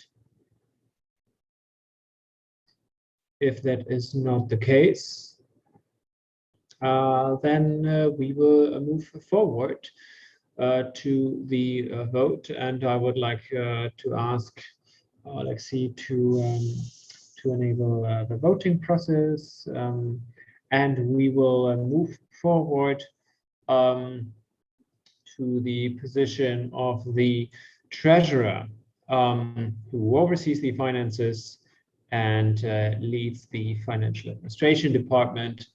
So we have one platform statement for this position as well by Crystal Stable. Crystal, and now the floor is yours. You have 5 minutes. Please go ahead. Very well, I'll keep it brief then. I've been working with Iaps since 2019, starting with the World Congress, working my way up to organizing the World Conference, working as VP of Programs, and then back again to the World Congress as it just concluded yesterday. So with these experiences under my belt, I do believe I have a good understanding of the way that IAPSS operates, and specifically what sort of funds are required in order to keep these events continuing, and what funding we need to be able to bring in more members, what funds we need to be able to help make these events more accessible. That's the mindset I'd be going in with it. In terms of what I would hope to accomplish during that time, well, frankly, keeping IAPSS financially stable. We've managed to achieve that point, thankfully, with the events that we've hosted, and I would just like to ensure that we are able to be financially stable for the years to come, whether it be working on acquiring grants, hopefully, or just managing whatever sort of scholarships and what goes out and what comes in. Those would be my ideal goals for a treasurer. Thank you very much, Crystal, for your platform statement. I now invite everyone present to ask their comments and questions.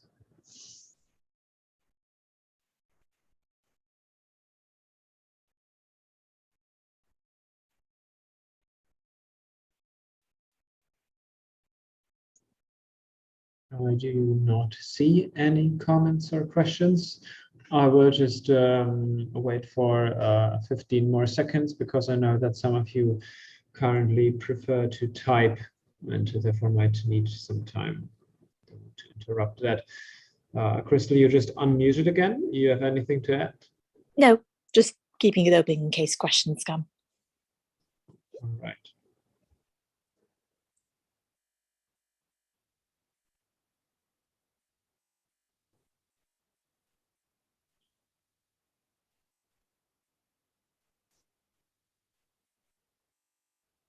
Good. I don't see any questions here, and I think you would probably also not see any questions as we are looking at the same chat. I therefore would like to ask Alexi to put the vote online, and it will be available in a couple of seconds. We can therefore move to the next position, which is the position of academic affairs. The Vice President for Academic Affairs, who oversees the academic department, the two academic journals that IAPSS has, the academic block, dozens of student research committees, and is coordinating and organizing IAPSS delegations to academic events, partner organizations, and IAPSS events initiatives, such as reviewing and editing submissions. We have two applications for this one. And I would now like to invite Shrai Madan to provide her platform. You have 5 minutes time, and the floor is yours.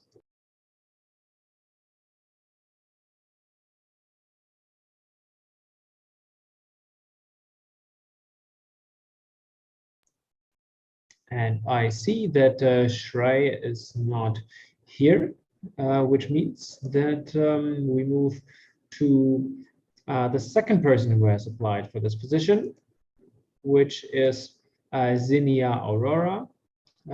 Zinnia, the floor is yours. Hi, Tobias. Thank you for the floor. I'll just start off by briefly telling you how I'll be going about with my presentation. As opposed to the ones that previously came for different positions, I might not have such a rich experience within IAPSS, but I have definitely given it my best in the 10 months I've invested in it. So I'll just start off with a brief background of myself and how exactly that aligns with the position, in addition to the experience I've gained at IAPSS. So I'm currently a final year undergraduate in political science and economics from University of Delhi, St. Stephen's College, if anyone knows of that. And I'll be starting off my MPhil in politics and international studies at the University of Cambridge this October. I have worked in the arena of research, especially foreign policy and development assistance. I'm currently working with the UK Cabinet Committee on the grant strategy and how that can be really implemented through policy making and policy briefing in different areas of engagement and arenas. I also have my own organization called IAPSS, which works in 119 countries. It's basically bringing up grassroots initiatives from down below towards, the global arena, providing them a platform. And within that, we recently started our project on literacy with Government of Haiti. So why I'm telling you all of this is because I just want to shed light on the fact that apart from my research orientation towards political science, I also come with a background in human resources, for which I'll be joining Unilever very soon.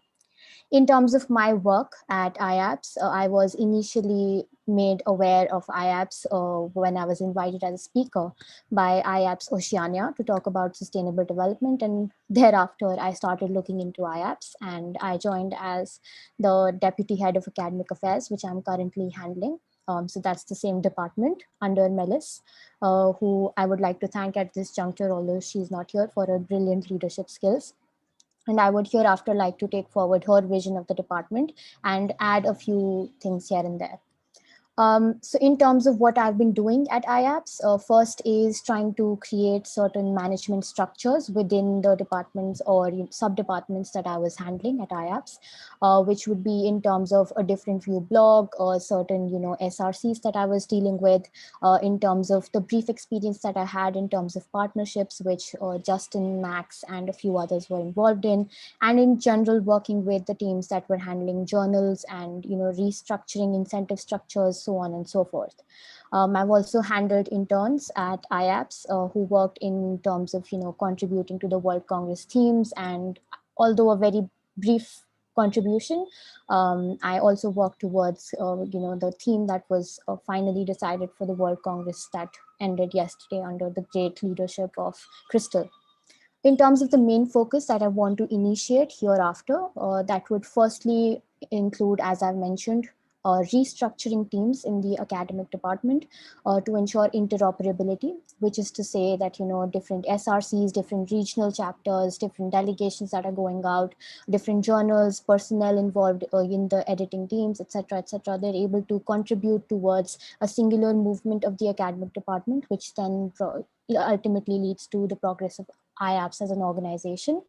The second would be integration, as has been briefly talked about, in fact, in all the presentations thus far made and also the questions raised. That would be regional integration. And this would be in terms of ensuring that the SRCs that come forward, or the ones that we are restructuring at this point, working closely with the structures Alexi has already created through the website and the newly inducted coordinator. We want to make vision plans for all the SRCs, which are not made by us, of course, by the SRC members, and trying to make that more democratized and inclusive in terms of the people who are entering, as has been already done through the institutionalization of the rules that were passed before during this meeting. The second would be raising voices of different people through our social media, which thankfully Justin has already moved towards, and also Paola, with her gracious leadership through the increase in subscriptions on our YouTube channel, which is a very, very massive achievement. When I say raising voices of different people, those would be in terms of geographical inclusivity, whilst also ensuring different conflicts. Say, for example, Ukraine was given representation. There's hundreds of other things that are going on across the world, trying to ensure that we're able to imbibe the legitimacy in those conflicts and try to give human rights a more cleaner and a more wider ambit through our own organization, since that is what we are supposed to be doing as political science students. Whilst doing all of this, I would also ensure, as previously mentioned, my focus remains very, very closely on the SRCs. And why I'm saying this is because I personally feel that they are hot springs of innovation.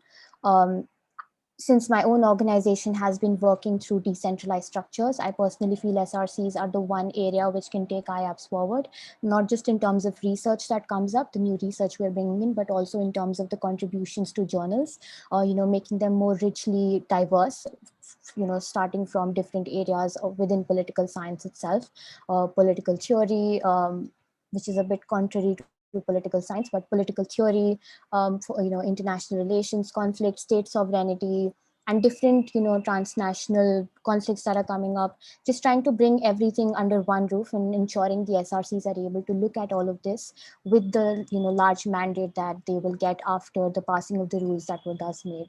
So through all of this, that, the things that I've mentioned, I just want to ensure that the academic department sustains the progress that it already has been making. And the vision remains in terms of making IAPSS a better organization through more research, through more inclusion, and through better integration and, management structures within the department.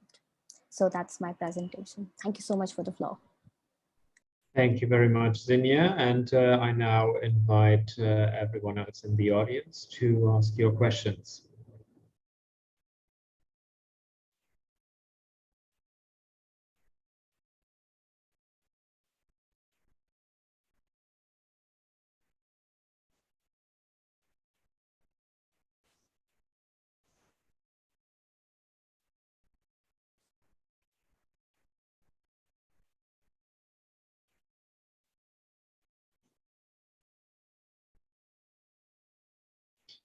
Irene is asking, you mentioned SRCs. Do you have any ideas on SRC structure that will help integrate new members in you? Thank you for your question, Irene. I hope I'm pronouncing your name correctly. So in terms of, the SRC structures and how we want to integrate them better, firstly, the new coordinator that we've brought in is trying to conduct meetings with all SRC chairpersons, vice chairpersons, and if the SRC doesn't have one, with the members, number one. Number two, the structure and database that Alexi has created through the amazing website he has created. We want to, capitalize on that and ensure that whoever is, if any member has filled in a preference for, say, the political theory SRC, we bring them in, we try to reduce their, research interests, and then we try to create the subcommittees that I think previously were mentioned, I'm not sure.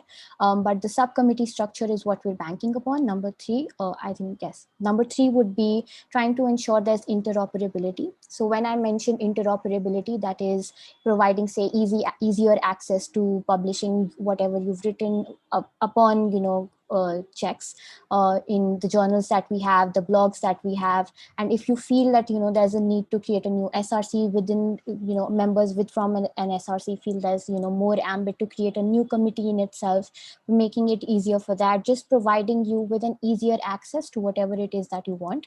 That would be the third point.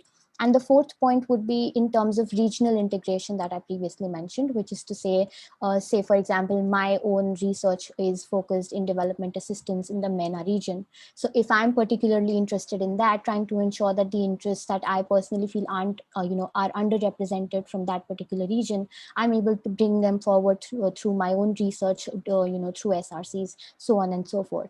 But of course, if there are any other ideas that you would like to put forward, and I'm sure they'll come as we move forward, I would really, really appreciate you sharing those with me, and I'll be open to as many best practices and ideas you have, and we can always discuss those. Thank you very much. I see that there is one follow-up question by Irene. Yeah, so I don't know if you can hear me. So what I'm thinking about is that SRCs have a drastically different number of members. For example, in the political theory SRC, we currently have 30 people, and we got half of them, and thankfully most of the new members are active.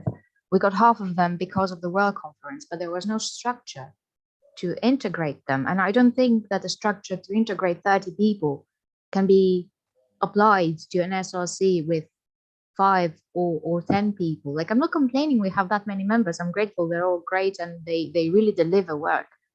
But at the same time, I don't feel like there are outlets provided for them to get more of their content out. They don't join to attend career fairs.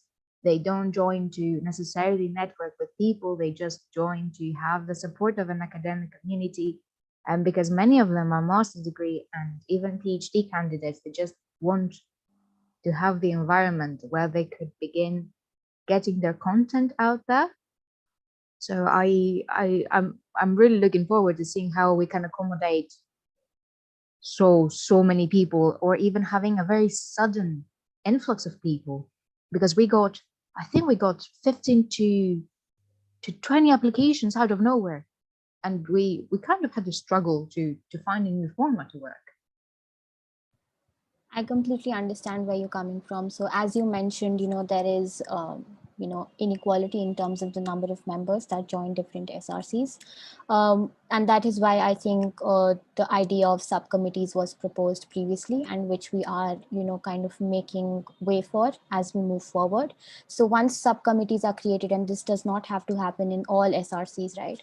For your particular SRC within political theory, I'm sure there are diverse,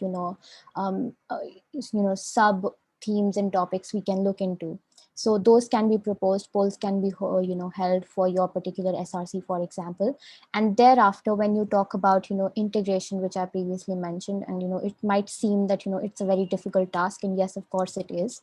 But when I say providing an easier access, that is where, incentive structures and restructuring comes in. So when I mention restructuring, what I essentially mean by that is, say, for example, you've created a tracker for your particular SRC, right? So if anyone has any problems or has any content they want to put forward, want to hold a meeting with the person who is on the editorial team, want to submit something, so on and so forth, they can always tag that individual on that tracker, and then that particular individual becomes accountable. If that individual does not respond within the stipulated time that is provided to them, to respond, say 1 week, 2 weeks, however we go about that, we'll of course hold meetings to discuss that if, we go forward with my mandate. If that person does not respond, then their senior becomes accountable for answering that particular question, right? So it's a trail that you create. It's not like, if one person doesn't work, the second one will definitely have to work. And if no one is working, it will reach me, and I will try my best to, ensure that whoever is putting forward their content, it goes through due process, and it's, channeled in the best way possible, and it reaches the audience it richly deserves. I hope that answers your question.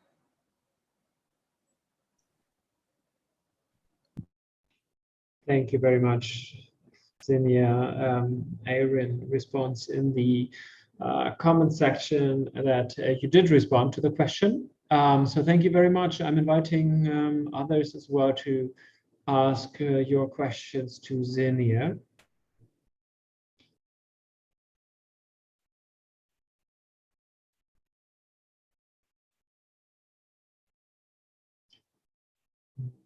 No other questions, at least I can't see them right now. All right, thank you very much, Zinnia. I think we can then move and start the voting procedure for the position of the Vice President of Academic Affairs.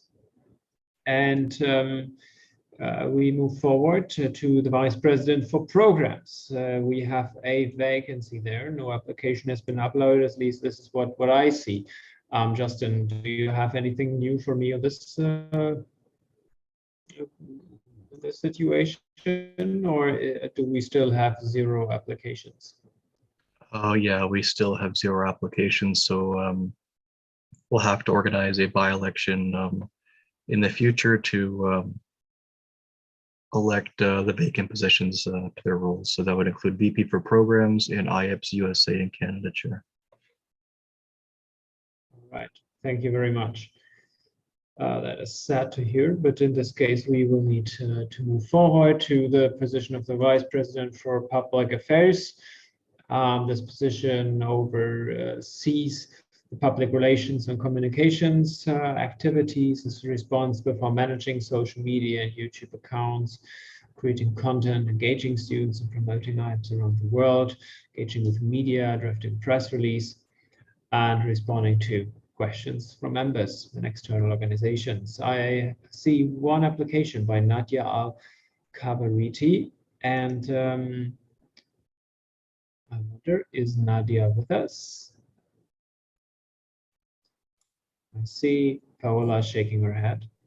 Yeah, she's not present. Right. Is anyone here to present Nadia's platform on her behalf? This is not the case. Is there someone here of the current XCOM or anyone else who would feel comfortable with answering questions on Nadia's behalf, who knows Nadia that well? I couldn't speak on her behalf, but as someone, I worked with her on the World Congress, and she was highly competent, and she was very good at her job, able to do things before she was able to finish tasks before I even asked her to do them to begin with. Very insightful. Yeah, I was going to say something similar. She also started collaborating with the PR department while she was working for the World Congress, and she is very, very efficient and very proactive. Thank you very much. Does anyone know whether she wanted to join or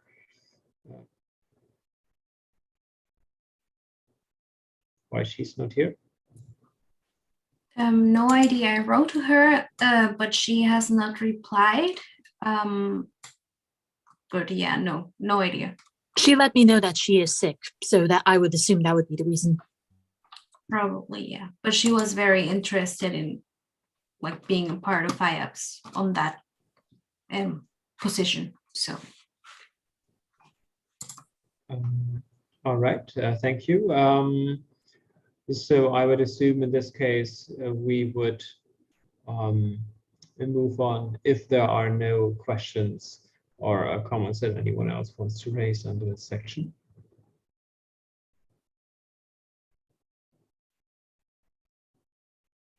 Good. Then we move forward to the advisory board, where we have 3 positions and 3 candidates The advisory board ensures that IAPSS is functioning ethically with accountability in accordance with its guiding documents and applicable laws. The advisory board also provides guidance to all respects of organization, audits the finances to the best of its ability, and makes rulings in certain internal disputes. So we have these three applications. The first one is Leah Rachel Rea. I see you are here, and you have 5 minutes to present your platform. Thanks very much, Tobias. Hi, everyone. I'll just briefly introduce myself, and then I'll move on to my motivations for running for the IAPSS Advisory Board and my experience, which I feel is relevant to the position that I am applying for. So my name is Leah Ray, and I am a scholarship PhD student at the Transitional Justice Institute School of Law at Ulster University in Northern Ireland. And my research is interdisciplinary between law and political science, which is the story of my life when it comes to my academic pathway. I have 2 master's degrees from Queen's University Belfast in the fields of political science, and I also hold a law degree from Queen's University Belfast also. And I had the opportunity on a scholarship to study abroad in America in Cedar Rapids, Iowa for the academic year 2014-2015. And lastly, I was a member of the class of 2021 Washington Ireland program, which is a program that really stresses leadership service skill set. So my motivations for running for this position, I understand how vital it is for an organisation to have an effective body to provide scrutiny, support, and guidance, particularly when that body is membership focused and advocates for students and engages with other organisations. And I know that IAPSS serves a very vibrant and diverse community of students around the world and provides that very unique space for shared learning and academic development. And I understand the advisory board provides that very strong governance structure to help IAPSS realise its responsibilities and its roles, and actually realise its advocacy commitments. So the advisory board therefore needs to be very robust and actively provide guidance and support to help realise that vision and achieve those responsibilities. And I have strong experience in serving in an advisory and representative capacity. And I also have experience in student advocacy and support. And I believe that I can bring this experience to IAPSS through its advisory board to work alongside colleagues to provide that effective monitoring and also comprehensive support to the global board. So briefly, in terms of my advisory experience, since 2018, I have served as a trustee and board member on a local charitable organisation in the Antrim Newton Abbey region in Northern Ireland. It's called Abbey Sure Start, and within that role, I have provided active advice and guidance to the organisation through reviewing and monitoring financial documents, its structural obligations, and helping prepare papers for submission for tenders at council level, and also in recruitment support for other board trustees, as well as reviewing and approving strategic plans and other relevant documents. And also since 2019, I have served as a trustee and board member on another charitable organisation, Community Advice Antrim and Newton Abbey, in a similar role, reviewing and approving strategic plans and documents, financial statements, and providing other guidance and support where necessary.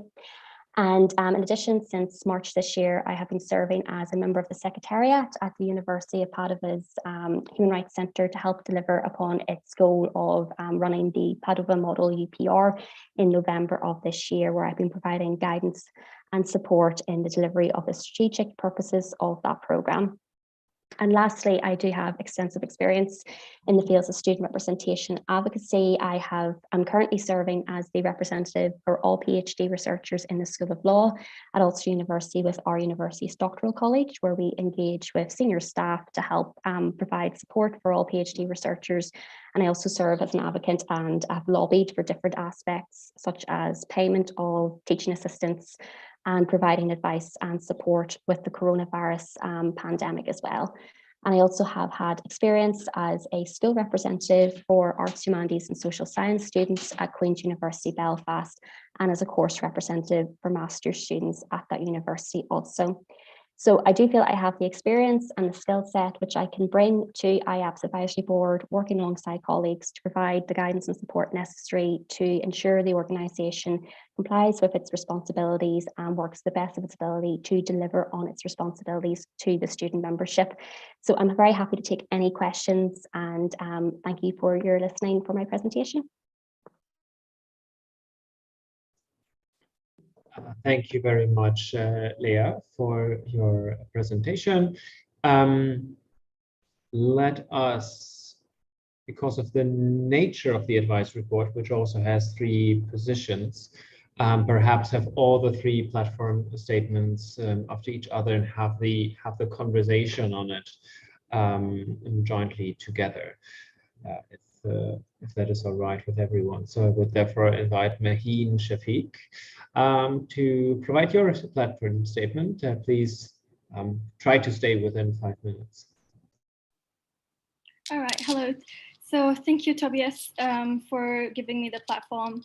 And hello, I'm Maheen Shafiq, and I've been with Ieps since 2015.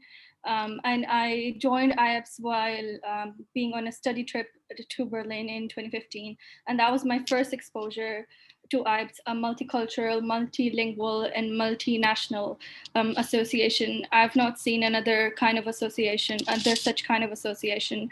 I was quite impressed by how all of the IR or political science students were interested in engaging in conversations at Ieps. So this is why I plan to join Ieps, and since 2015 I've been actively involved with all of the Ieps activities, and I became a board member in 2018.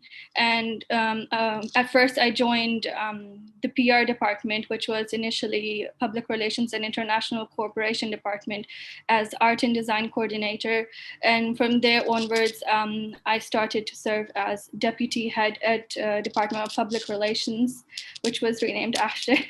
And at my position, I've contributed in terms of graphic designing and designing for social media posts, designing logo for Ieps regions, student research committee, a different view, designing guidebooks for Ieps Congress and different academic events, and designing certificates for various events and various departments, as well as designing sponsorship booklets for, again, various audiences and various events. And I've been actively involved in different conferences, summer schools and winter schools, and Ieps World Congress. My contribution basically has been in terms of design, and given this digitalized age, we need an active presence on social media to engage more. And given the nature of our organization, we need to include social media so in order to reach more people and connect with the world. And for that purpose, I felt like design and engaging content was very important. And that's my bit that I've played in Ieps so far. I've seen Ieps grow since past 5-6 years, 7 maybe. I've seen Ieps grow from just being Eurocentric towards moving towards regionalization and getting more people involved. Initially, you would see only European students getting involved in this, but now I can see people from around the world, and this is just the beginning. I feel like we have a long way to go, and my position at on the advisory board, I believe I can contribute in terms of how we should move forward with engaging with different stakeholders, different students, different universities, different associations, different charity organizations who could help us financially to get in touch with them and sort of contribute towards betterment of Ieps, because Ieps has a vision and we need to achieve it. And in order to achieve that, we need all on board. So at my position at advisory board, I will work and I will communicate and I'll coordinate with other members of the different departments, as well as the heads of different departments, the vice presidents, to invoke a sense of belonging, a sense of ownership, and a sense of responsibility within IAPSS. So we can move forward towards making IAPSS a better place for everyone, including all of the students and at all levels, undergraduate, PhDs, or graduate, and even students who have graduated from different universities. They should also be part of IAPSS, because they have good experience and they can share good, valuable insights that can be really helpful for IAPSS to proceed further. And lastly, I will make myself available for all assistance and guidance needed by any board members, as I believe I have good exposure to IAPSS activities and IAPSS, what IAPSS has been in the past, and I believe I can contribute effectively. And I've gone through different statements, and I've heard the meeting since the start. And the points that I would really want to press on are active engagement by all the members, or engaging new members, or strategies to involve new members. And that would, the strategies I believe would include like having more in-person events, or if not in-person events because of COVID and all, we could have at least hybrid events. So students at the certain university where the event's taking place, they can join, and others who cannot join because of the distance or other issues, they can join the event hybrid, in the hybrid manner. And then I will make sure another aspect that I think is very, very important, that we seek guidance from the IAPSS alumni, and I believe they've had a good exposure to IAPSS and sort of understand the legacy that they've brought to the IAPSS, and how we can resolve issues and conflicts that occur within IAPSS. So. And I've also, lastly, this is actually last point, that I've gone through the advice of the previous advisory board, and I will keep that in mind, especially. And I believe that I see that they've also mentioned about continuation of events and competency of advisory board. So I believe I can be of useful assistance in my position as an advisory board member. And that's all from my end. So thank you.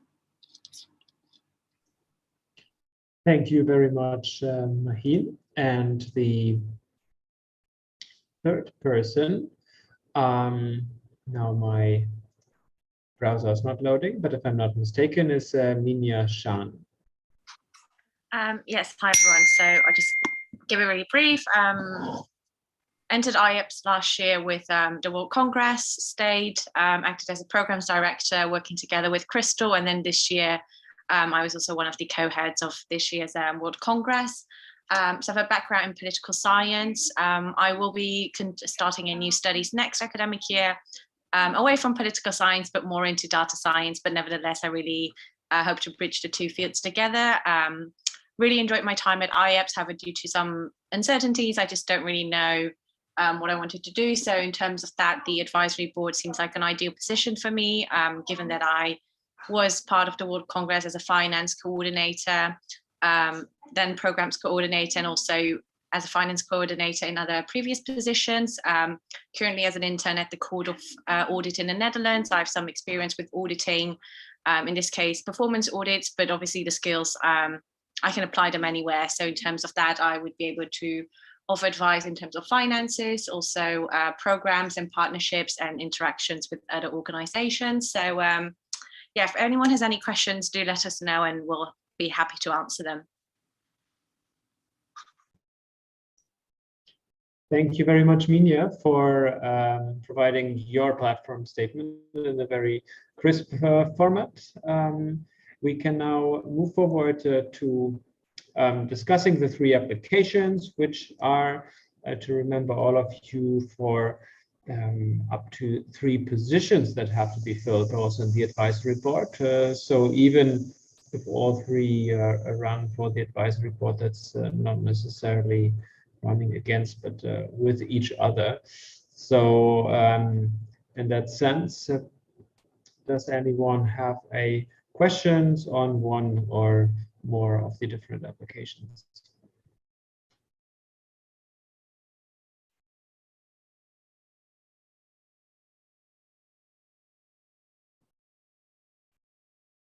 Again, I just wait a couple of seconds to allow those who prefer to type into the comment section.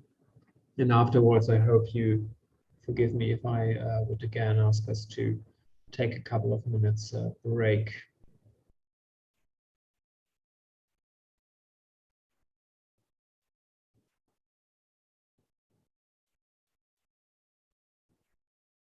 I don't know how we pulled off this 9 or 10 hours General Assembly 2 years ago.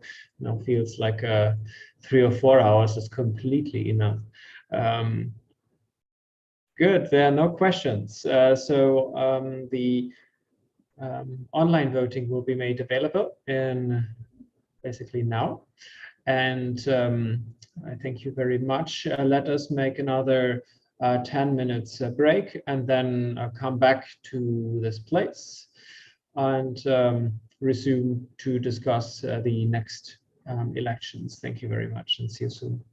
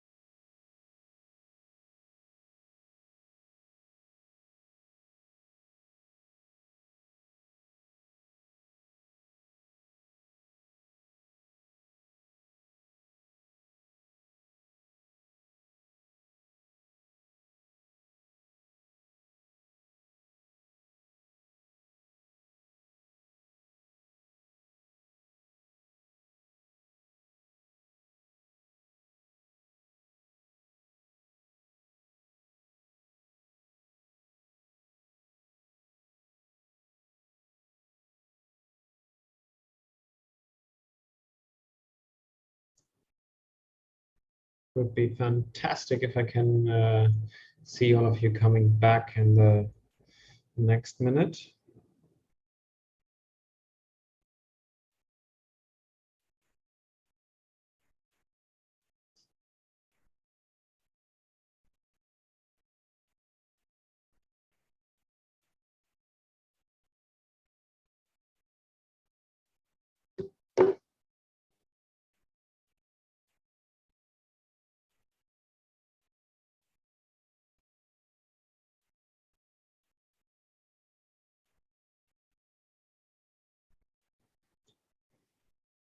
Good. I think we should resume in New Delhi, where I am. The day is coming to an end, and I think for some others it's getting late as well. For others, the day is just starting, so I don't want to hold you guys off from your real weekend or your second real weekend for too long. We are 2/3 through the elections and have just concluded with the advisory board positions, and this means we're now starting with the elections of the chairs for the Iaps regions, and this means we start with IAPSS Africa in alphabetical order. We have 1 application, Bule Wotife Ajibola, and please go ahead with your platform statement. You have 5 minutes. All right, yeah, thank you, Tobias. Hi, everyone.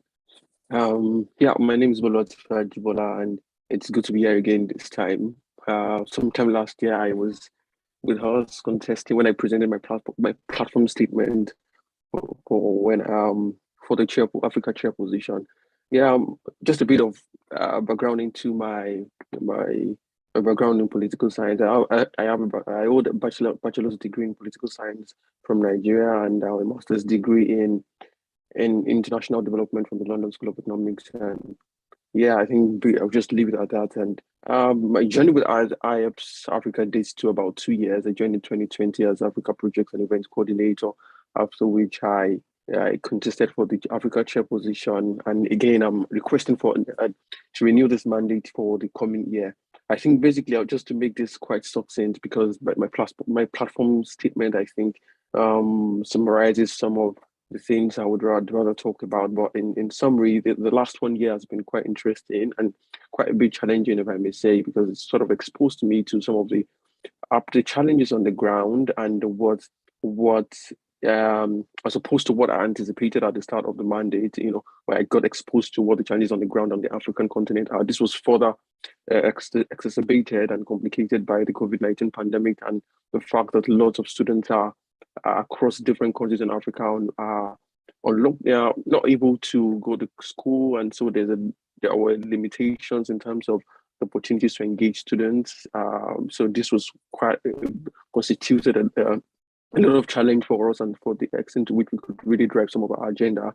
But now that things are beginning to open up, I think there are a lot of opportunities to drive some of these agendas that we planned as the last year. But the interesting thing is how that we're able to also achieve some things. As the last year, I campaigned on, I ran on a shift agenda, which I sort of pursue a number of 5 key points, and interestingly, we're able to achieve a number of things which are actually also highlighted in the platform statement. We hosted a number of events which was well attended, and also we're able to engage with a number of national associations in Nigeria, Zambia, Cote d'Ivoire, and a lot are also ongoing at the moment, and we really hope to consolidate on this and really finalize some of this in the coming months, even under the mandate. So that's one of the achievements. And I was also quite keen on granting Ieps much more visibility on the African continent, and this was a driving force. We were quite keen on engaging students through social media and using technologies, and we're able to create a number of social media accounts, and at least we can testify of an increasing following across the social media platforms. And basically we are seeing some more visibility and more evidence to that is lent by by number of people that are reaching out to us for partnership and for further engagement. I think these are things we want to take forward in the coming year, and also would be so just to run through the number of things that I would like to really advance in the coming year. I think it's quite important to put together a stronger structure, a better structure for Iaps in Africa. I think that's one thing I look forward to live in this position with. I mean, a very strong and better structure that will be sustainable and stand the test of time in the coming years, because it's been like there's not been so much consistency over the years. Given I also interacted with the past Africa chairs, I think it's time to bring all of these people together to see how we can build a strong IAPSS Africa in the coming mandate. I think that's a very key one for me. And now the things are beginning to open up across some institutions, and although we know the situation in South Africa is still quite intense at the moment, but in some other parts of the country where there have been lockdowns, I think they're beginning to open up. And as well, also in Nigeria, although in Nigeria, for instance, which happens to be where we have our largest network, the students of the public institutions are on strike at the moment for the past 30 days or thereabout, and that's also complicated since we don't know how long that will last. And I think some of these issues are also extended to some other African countries. So we're looking at engaging the students as soon as they open up, and then to probably look at other funding streams, how we can increase our revenue internally, that we can drive some events. And in particular, we're looking at holding some physical events in the coming year, at least 2 events in the coming year, and we'll be really, as much as we want to draw the support we need internally, we'll also appreciate the support from IAPSS Global if under this mandate. So I think that summarizes some of our agenda. We also really need to extend our network to at least 20 more countries in the coming year. Yeah, I think that's a quite reasonable number to work with. Perhaps another challenge would be the language barrier, which we're also looking at some other new approaches. We already developed some, which is we encountered a bit of challenges. I think it's now to just revamp these approaches and to look at how we could further achieve some of these in the coming year. I think I'll just leave it to that. I'll be happy to take your questions. Thank you. Thank you very much for your platform statement. Does anyone have questions for Boulevard TIF's platform?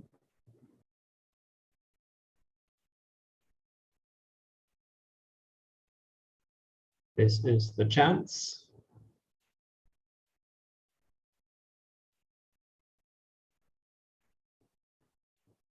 All right. If this is not the case, we can upload the vote. I thank you very much for your presentation, and we can move on directly to the next position, the one of the IAPSS Asia chair. We have 2 applications. I think only one person is here, which is Anaga Lakshmi. So the floor is yours. You have 5 minutes. Hello, greetings to all my colleagues here today.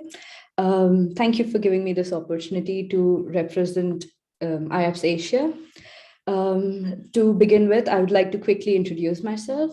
I'm currently pursuing my master's in advanced international governance at the University of Geneva in Switzerland. And I'm also interning at the International Telecommunications Union. Prior to this, I've studied my bachelor's and my master's both in India, where I studied political science and mass communication. Well, to begin with my experiences at IAPSS, I was recruited into the team in the year 2020, wherein I was asked to be the liaison coordinator for Asia by Ganesha and by Rutaba. Rutaba Tariq, who's the current chair of IAPSS Asia. I was the note taker in one of the IAPSS conferences, and I was so inspired by the work we were doing here. So that is why I applied, and I was graciously accepted. Then we had a discussion in the team, and the team needed support. So we needed regional co-chairs. So Rutaba was kind enough to ask me to officiate as the regional co-chair, which I've been doing for the last 6 months. So over the last 2 years that I've been in association with the IAPSS Asia team, together we've put together the UN 75 consultations, a networking event, and several partnerships and promotion events with Model United Nations happening all over Asia. We've also been working on redeveloping a structural orientation for our team per se, with a more inclusive team leadership that we're recruiting right now. So as the regional chair, my aim will be to improve upon the communication, the networking that we have in our team, to bring forth more academic research, to bring more students into the academic community, and to bring a community which is more interested in safe discussion and debate. So how I plan on doing this is, I plan on working with the outreach and country coordinators in our team. We're already recruiting people from various countries to work within our team and with the team. So I plan on bettering this entire communication mechanisms with regularly organized meetings. And because I'm more aware of the existing problems that we have within the team, which mainly pertain to the lack of coordination between various organs, which I want to improve upon. I feel that that's something I would be good at doing. Then I would also like to develop upon some ideas that the team already has. Like, we want to bring forth a podcast series which talks about various current happenings and current topics that are happening right now. So this is something that we would like to do, and we would like to increase participation via a more active media strategy, and with more emphasis on global outreach and with better coordination within the team and also with the global team per se. So this is my strategy. And also, I think the main problem that IAPSS Asia faces and is that people are not aware of this whole network that exists in Asia. So I think I would like to promote more research and more participation of students across universities in our region by writing to them and by reaching out to career fairs, career programs, and reaching out to various colleges to promote inclusive participation from across the region. I would be open to answering questions, but this is my platform statement. Thank you. Thank you very much, Anaga. And I'm now inviting everyone else who's present here to ask your questions.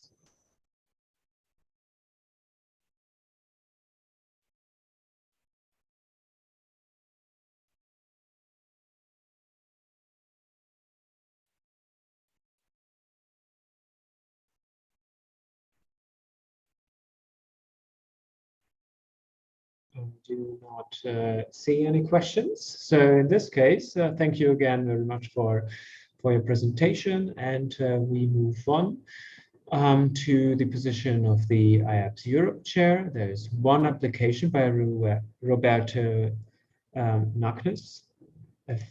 Please correct me on the pronunciation, Roberto. The floor is yours. Hi, everyone. Can you hear me? Right. Okay. So I would like to start with something about me. I think I'm a latecomer in Iaps. I joined in 2021, last year, because maybe you might be more familiar with Leonardo, who is the chair of Iaps Italy. And basically, while we were doing our exchange semester in France, me and Leonardo were thinking of doing something active in the Italian scenario. And so Leonardo came up with this wonderful idea to speak with Frank and Justin about the creation of Iaps Italy. And Iaps Italy was born as a pilot project. We weren't sure about its success, but indeed it turned out to be quite a huge success. In fact, in just a few months, We are more than 20 members, active members, and we are creating our network of partnerships with other Italian associations, and we're holding several events. In fact, our next event is going to be on the 12th of May. So seeing the rise of Ieps Italy and its success, we thought that it would have been such a great opportunity to create the Italian, to do again the Italian experience elsewhere in Europe. So from this idea comes the willingness of doing the national branches in Europe. So this is why I'm running for the position of the chairman of Iaps Europe, because I strongly believe in the creation of other national experiences throughout the entire Europe. And for instance, after the creation of Iaps Italy and Iaps Ukraine have strongly collaborated together, and they are still doing so. If just one partnership among two national division of Iaps has proven to be so reachful for both teams, how richer would it be to have many other European experiences in Europe? So this is what I would like to do as a chair for Iaps Europe. I would strongly push on the creation of other European branches, and I'm trying to do it right now. I am in contact personally with a bunch of French guys that would be very much interested in the creation of Iaps France. So as I am a latecomer in Iaps, I only have a glimpse of what Iaps Europe does. I spoke several times with Frank, the chair of Iaps Europe, and he provided me with some insights about the organization of Iaps Europe. And if I were to be elected, I would continue on his path. He has done a great job. So I would keep going. I would keep doing what Frank has done so far. And in that case, I would strongly need the help from the present Iaps Europe team. And on the other hand, I would push on the creation of the European branches. And I would then add a few other teams, like the partnership team, because my idea would be not only to create the European branches, but to get in touch with all the other countries and realities in all those countries in which we're not able to create the European branch. And in that case, establish partnership with them. And just to give an idea, partnership might be done for a single initiative. That can be like a post on Instagram, a project or an event, or for multiple ones. And of course, the opportunities that would be offered by Iaps would differ according to the type of partnership that association has with us. And the second one would be like an administrative team that would be in charge of drafting all the official documents of Iaps Europe, such as the call for application for the teams, the partnership contracts, and so on. And finally, an HR team that would be just dedicated to the recruitment process. And finally, I would strongly push on social media. As Iaps Italy is doing, we are strongly pushing on social media. We are very lucky because our social media manager is extremely talented, and so we are trying to get to know by all the Italians, and I think we're quite successful in it. And so this will be something that we would like to do also in Europe. We would strongly push on social media, and to do so, I would need a strong and competent team, because everything comes from the social media and the engagement that we are able to create from the social media. So I would strongly push on reels, shorts, and other way to engage with people. And so this is why in Iaps Italy we are now having a video maker in our team, because we strongly want to push in that field as well. And so it would be ideal to do the same thing also with the Iaps Europe. So that's all for my presentation. Thank you very much, Roberto. And I would now invite everyone to ask their questions. I see Irene, you have a question. Please go ahead. Hi, thank you so much for your presentation. That all sounded lovely, and it's good to see that you're so excited about it. I have a question, and because I come from Greece, I can adapt it to the Greek context, because you said that you're interested in working with other countries as well. So how do you intend on expanding Iaps without antagonizing local associations?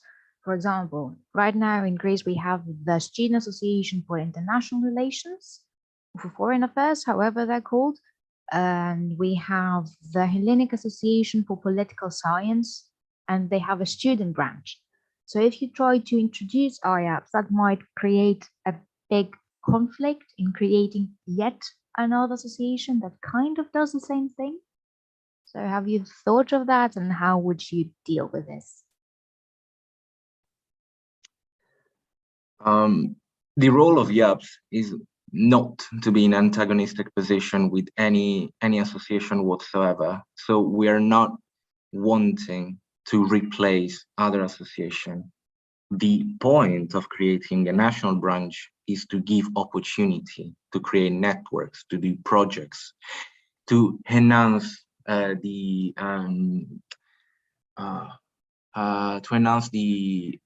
collective conscious of, in this case, Greek citizens, Greek students.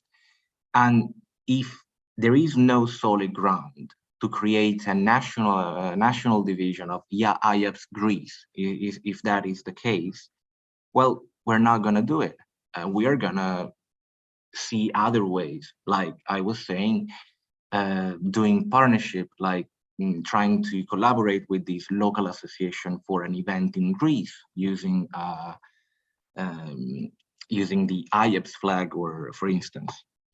So the creation of a national branch is not going to be antagonistic in any way whatsoever with any existing association in that particular country.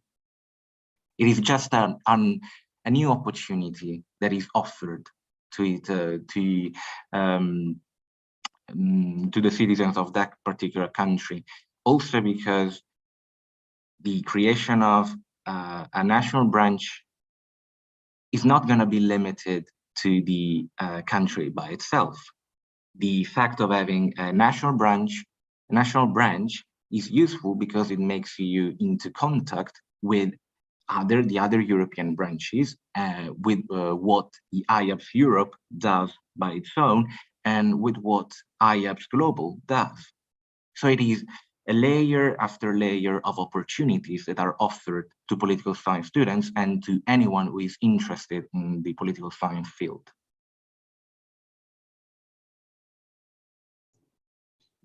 Thank you very much, Roberto. Thank you very much, Roberto. Erin, if you have a follow-up question, please go ahead. If not, we can move to the next question. Justin. Also, Justin said something which is extremely right. They're all free to join IAPSS as association members, and this is the point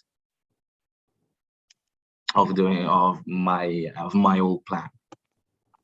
Get to expand the number of people that are joining Iaps and making it global, and in this case European, and really I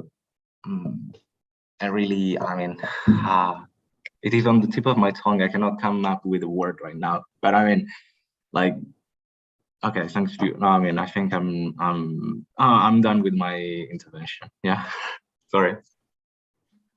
Right, no worries. Thank you very much. I mean, when I joined IAPSS, which was in 2016, I can remember that you know, when we had all our world congresses, but also the smaller events, basically what happened was that every single time you had an IAPSS event with, let's say, 200 students, 100 students would fly in from other countries and from other places, but 100 students would always come from the university where the event was based. And so one World Congress was organized in the University of Thessaloniki in Greece. And so this was absolutely stimulating experience for our IAPSS community in these universities, because we organized an event which normally wouldn't take place in these kind of formats.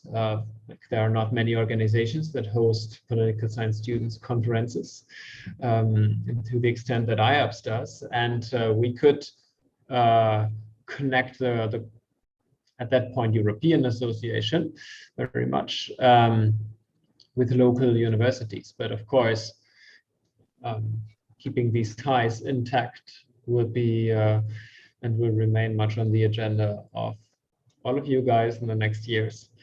So I'm also excited to see where things will be going. Are there other people who have questions for Roberto?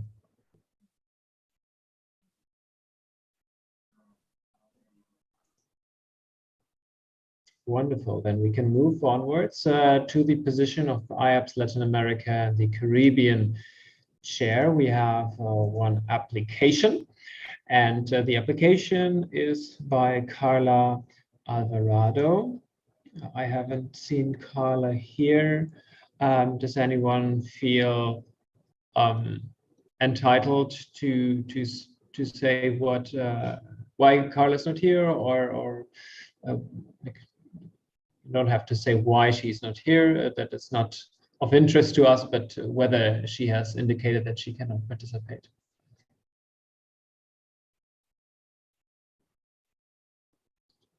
That's not the case. However, her statement is online. If there are no questions, which I assume it would be not to discuss her application if she's not here, we can move on to the next point, which is, okay, so Paola writes that she vouches for Carla. Carla is very active. Thanks, Paola. And this means we can move onward to the position of IAPSS Oceania chair. I remember last time that Connor Clark, who's running for this position, was participating. The meeting went up to 9 a.m. in Australia, so he stayed up the entire night. Connor is back with us this time again. How late is it now? Actually, it's only, I think it's about 10, no, 11. Oh, that's wonderful. I accidentally, I think I put in the wrong time. That I was expecting it to start at 1 a.m. this morning for some reason. So I think I actually put in the wrong time zone, or maybe the acronym got picked up wrong. But I was very thankful. Oh, that's nice. Great. Yeah, you have 5 minutes to present your platform statement, and please go ahead. Yeah, no worries. So essentially, as I'm sure everyone's been quite aware, previously, IAPSS Oceania was quite active in the year of 2019, when we had quite an established team, I'd say. And then sort of last year, 2021, the entire group sort of all stepped down at the same time, which is quite unfortunate. So essentially, there's sort of been a year of, I guess, inactivity, which I'd say is largely sort of on my side, but there's been quite a lot of sort of personal things on starting a new job and that for that side. But essentially the plan for this mandate, or sort of the long-term plan, is I was sort of going to approach it in a, I guess you call it like a tranched approach. So it'd be sort of 2 steps, or the overall goal, I guess, would be to reestablish sort of the team within Oceania. Now that's probably gonna, I would sort of expect that to have a 2 to 3 month lead time with sort of reestablishing what are they called, the team positions, and sort of distributing across networks along with interviews. So I've sort of tried to map out almost like a 3 month program to get that going if this is successful, and then the second would be reapproaching the IAPSS Oceania sort of online web presence. We used to do at least one event a month online, which once I think the team is set up, that wouldn't be too big of an issue. Through different contacts that I have sort of here, along with the previous chair Michael and all that sort of thing, there's certainly a large, I'd say a large group of potential contacts we could get to restart the event series or the online sort of discussions.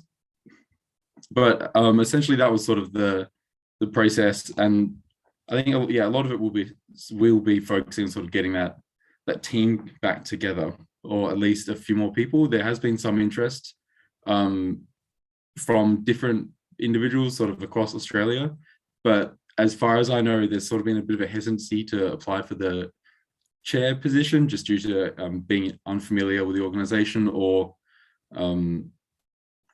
sort of a bit question in that area. But a lot of my central mandate would be to sort of reestablish the team and almost get a successor chair. So I'm almost viewing it as a what would it be? Sorry, my mind's sort of gone a bit blank. Almost like a caretaker period, I suppose, to then find someone that has a lot more capacity to sort of take on the full-time role of the IAPSS Oceania chair. But I suppose that would sort of be it for the moment. All right, thank you very much, Connor. So now I would invite, as for any other case before, you guys to ask any questions if you have them.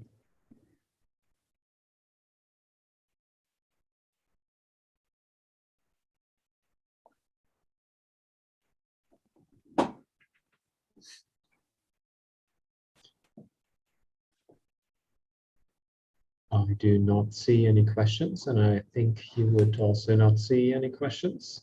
So then, thank you very much, Connor. And we will then move on to the next point, which is the position of IAPSS US and Canada chair position. And for this position, we now have a vacancy, and I have been informed that there has also not been another person found until now. So there will be a by-election at one point, I think. Perhaps Justin or Alexei, could you brief us in a sentence or two whether this chapter is still operating, whether a team is still there, or whether in general it is quite difficult to kind of organize the USA and Canada group at the moment? Yeah, they have a team and a chair, and they have been doing some activities this year. It's just I think they had some trouble finding someone to run this year. Maybe they didn't submit their application forms in time. So hopefully have a by-election soon, and then folks can have another opportunity to run for this one. It's just like the VP for programs position. All right, thank you very much. Then I would close also this point number 8, and we move to point number 9, which I would really like to use to thank those of you who joined this General Assembly and also did not run for positions, especially Frank, Thomas, Sanit, Irene, Nesma, and Max. As I can see right now, it's very important that this General Assembly is attended by as many members as possible, and you guys really keep the spirit of this democratic association alive by joining and asking questions, being there, voting, because this has been quite fun and quite a good meeting. But it's important that we keep up checks and balances, that we ask each other questions that need to be asked, and therefore thanks for coming. This as the first point. But now I would like to ask you guys whether anyone has any other business that we need to discuss before closing. Please raise your hand.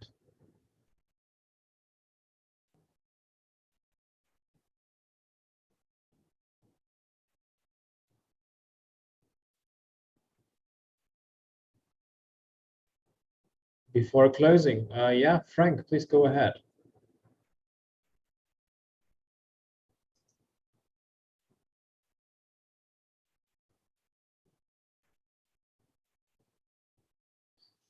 Well, Frank is all right. So Frank, for everyone who can't see it right now, is just thanking everyone majorly who has been actively involved in helping through this past mandate. I think I want to share that. Paola says that as well. Congratulations to everyone, says Sunny. Any other remarks? Any other final points from your side, guys?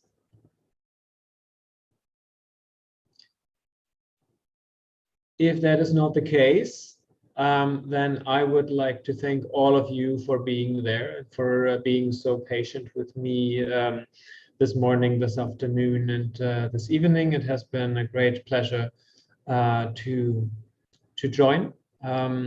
My first moment with IAPSS was, as I mentioned, 2016. It was a summer school where students from all over Europe came together in Kiev, in Ukraine, to discuss the future directions of this country between the East and the West. And it was, for me, such a fascinating experience to be surrounded by political science students from Ukraine, from Russia, from Western Europe, from Central Europe, but also from places like Brazil. Many of those have stayed in IAPSS, others I've stayed in touch with through other means, and the spirit that was awake there, that everyone wanted to find political solutions, wanted to discuss things in an academic way, but also find out the personal, cultural, social, economic dimensions of things at this very point in Kiev, motivated me to stay in IAPSS. And I saw that there are that everyone here keeps on the spirit and has their own spirit to drive forward the idea of IAPSS as a more global association, as an association that more just world and a more fair world, and a world where we as political science students can research together, but also can work together towards common goals. And that was to join you here. Thank you very much, and have a good weekend and a good mandate ahead, everyone. I close this General Assembly.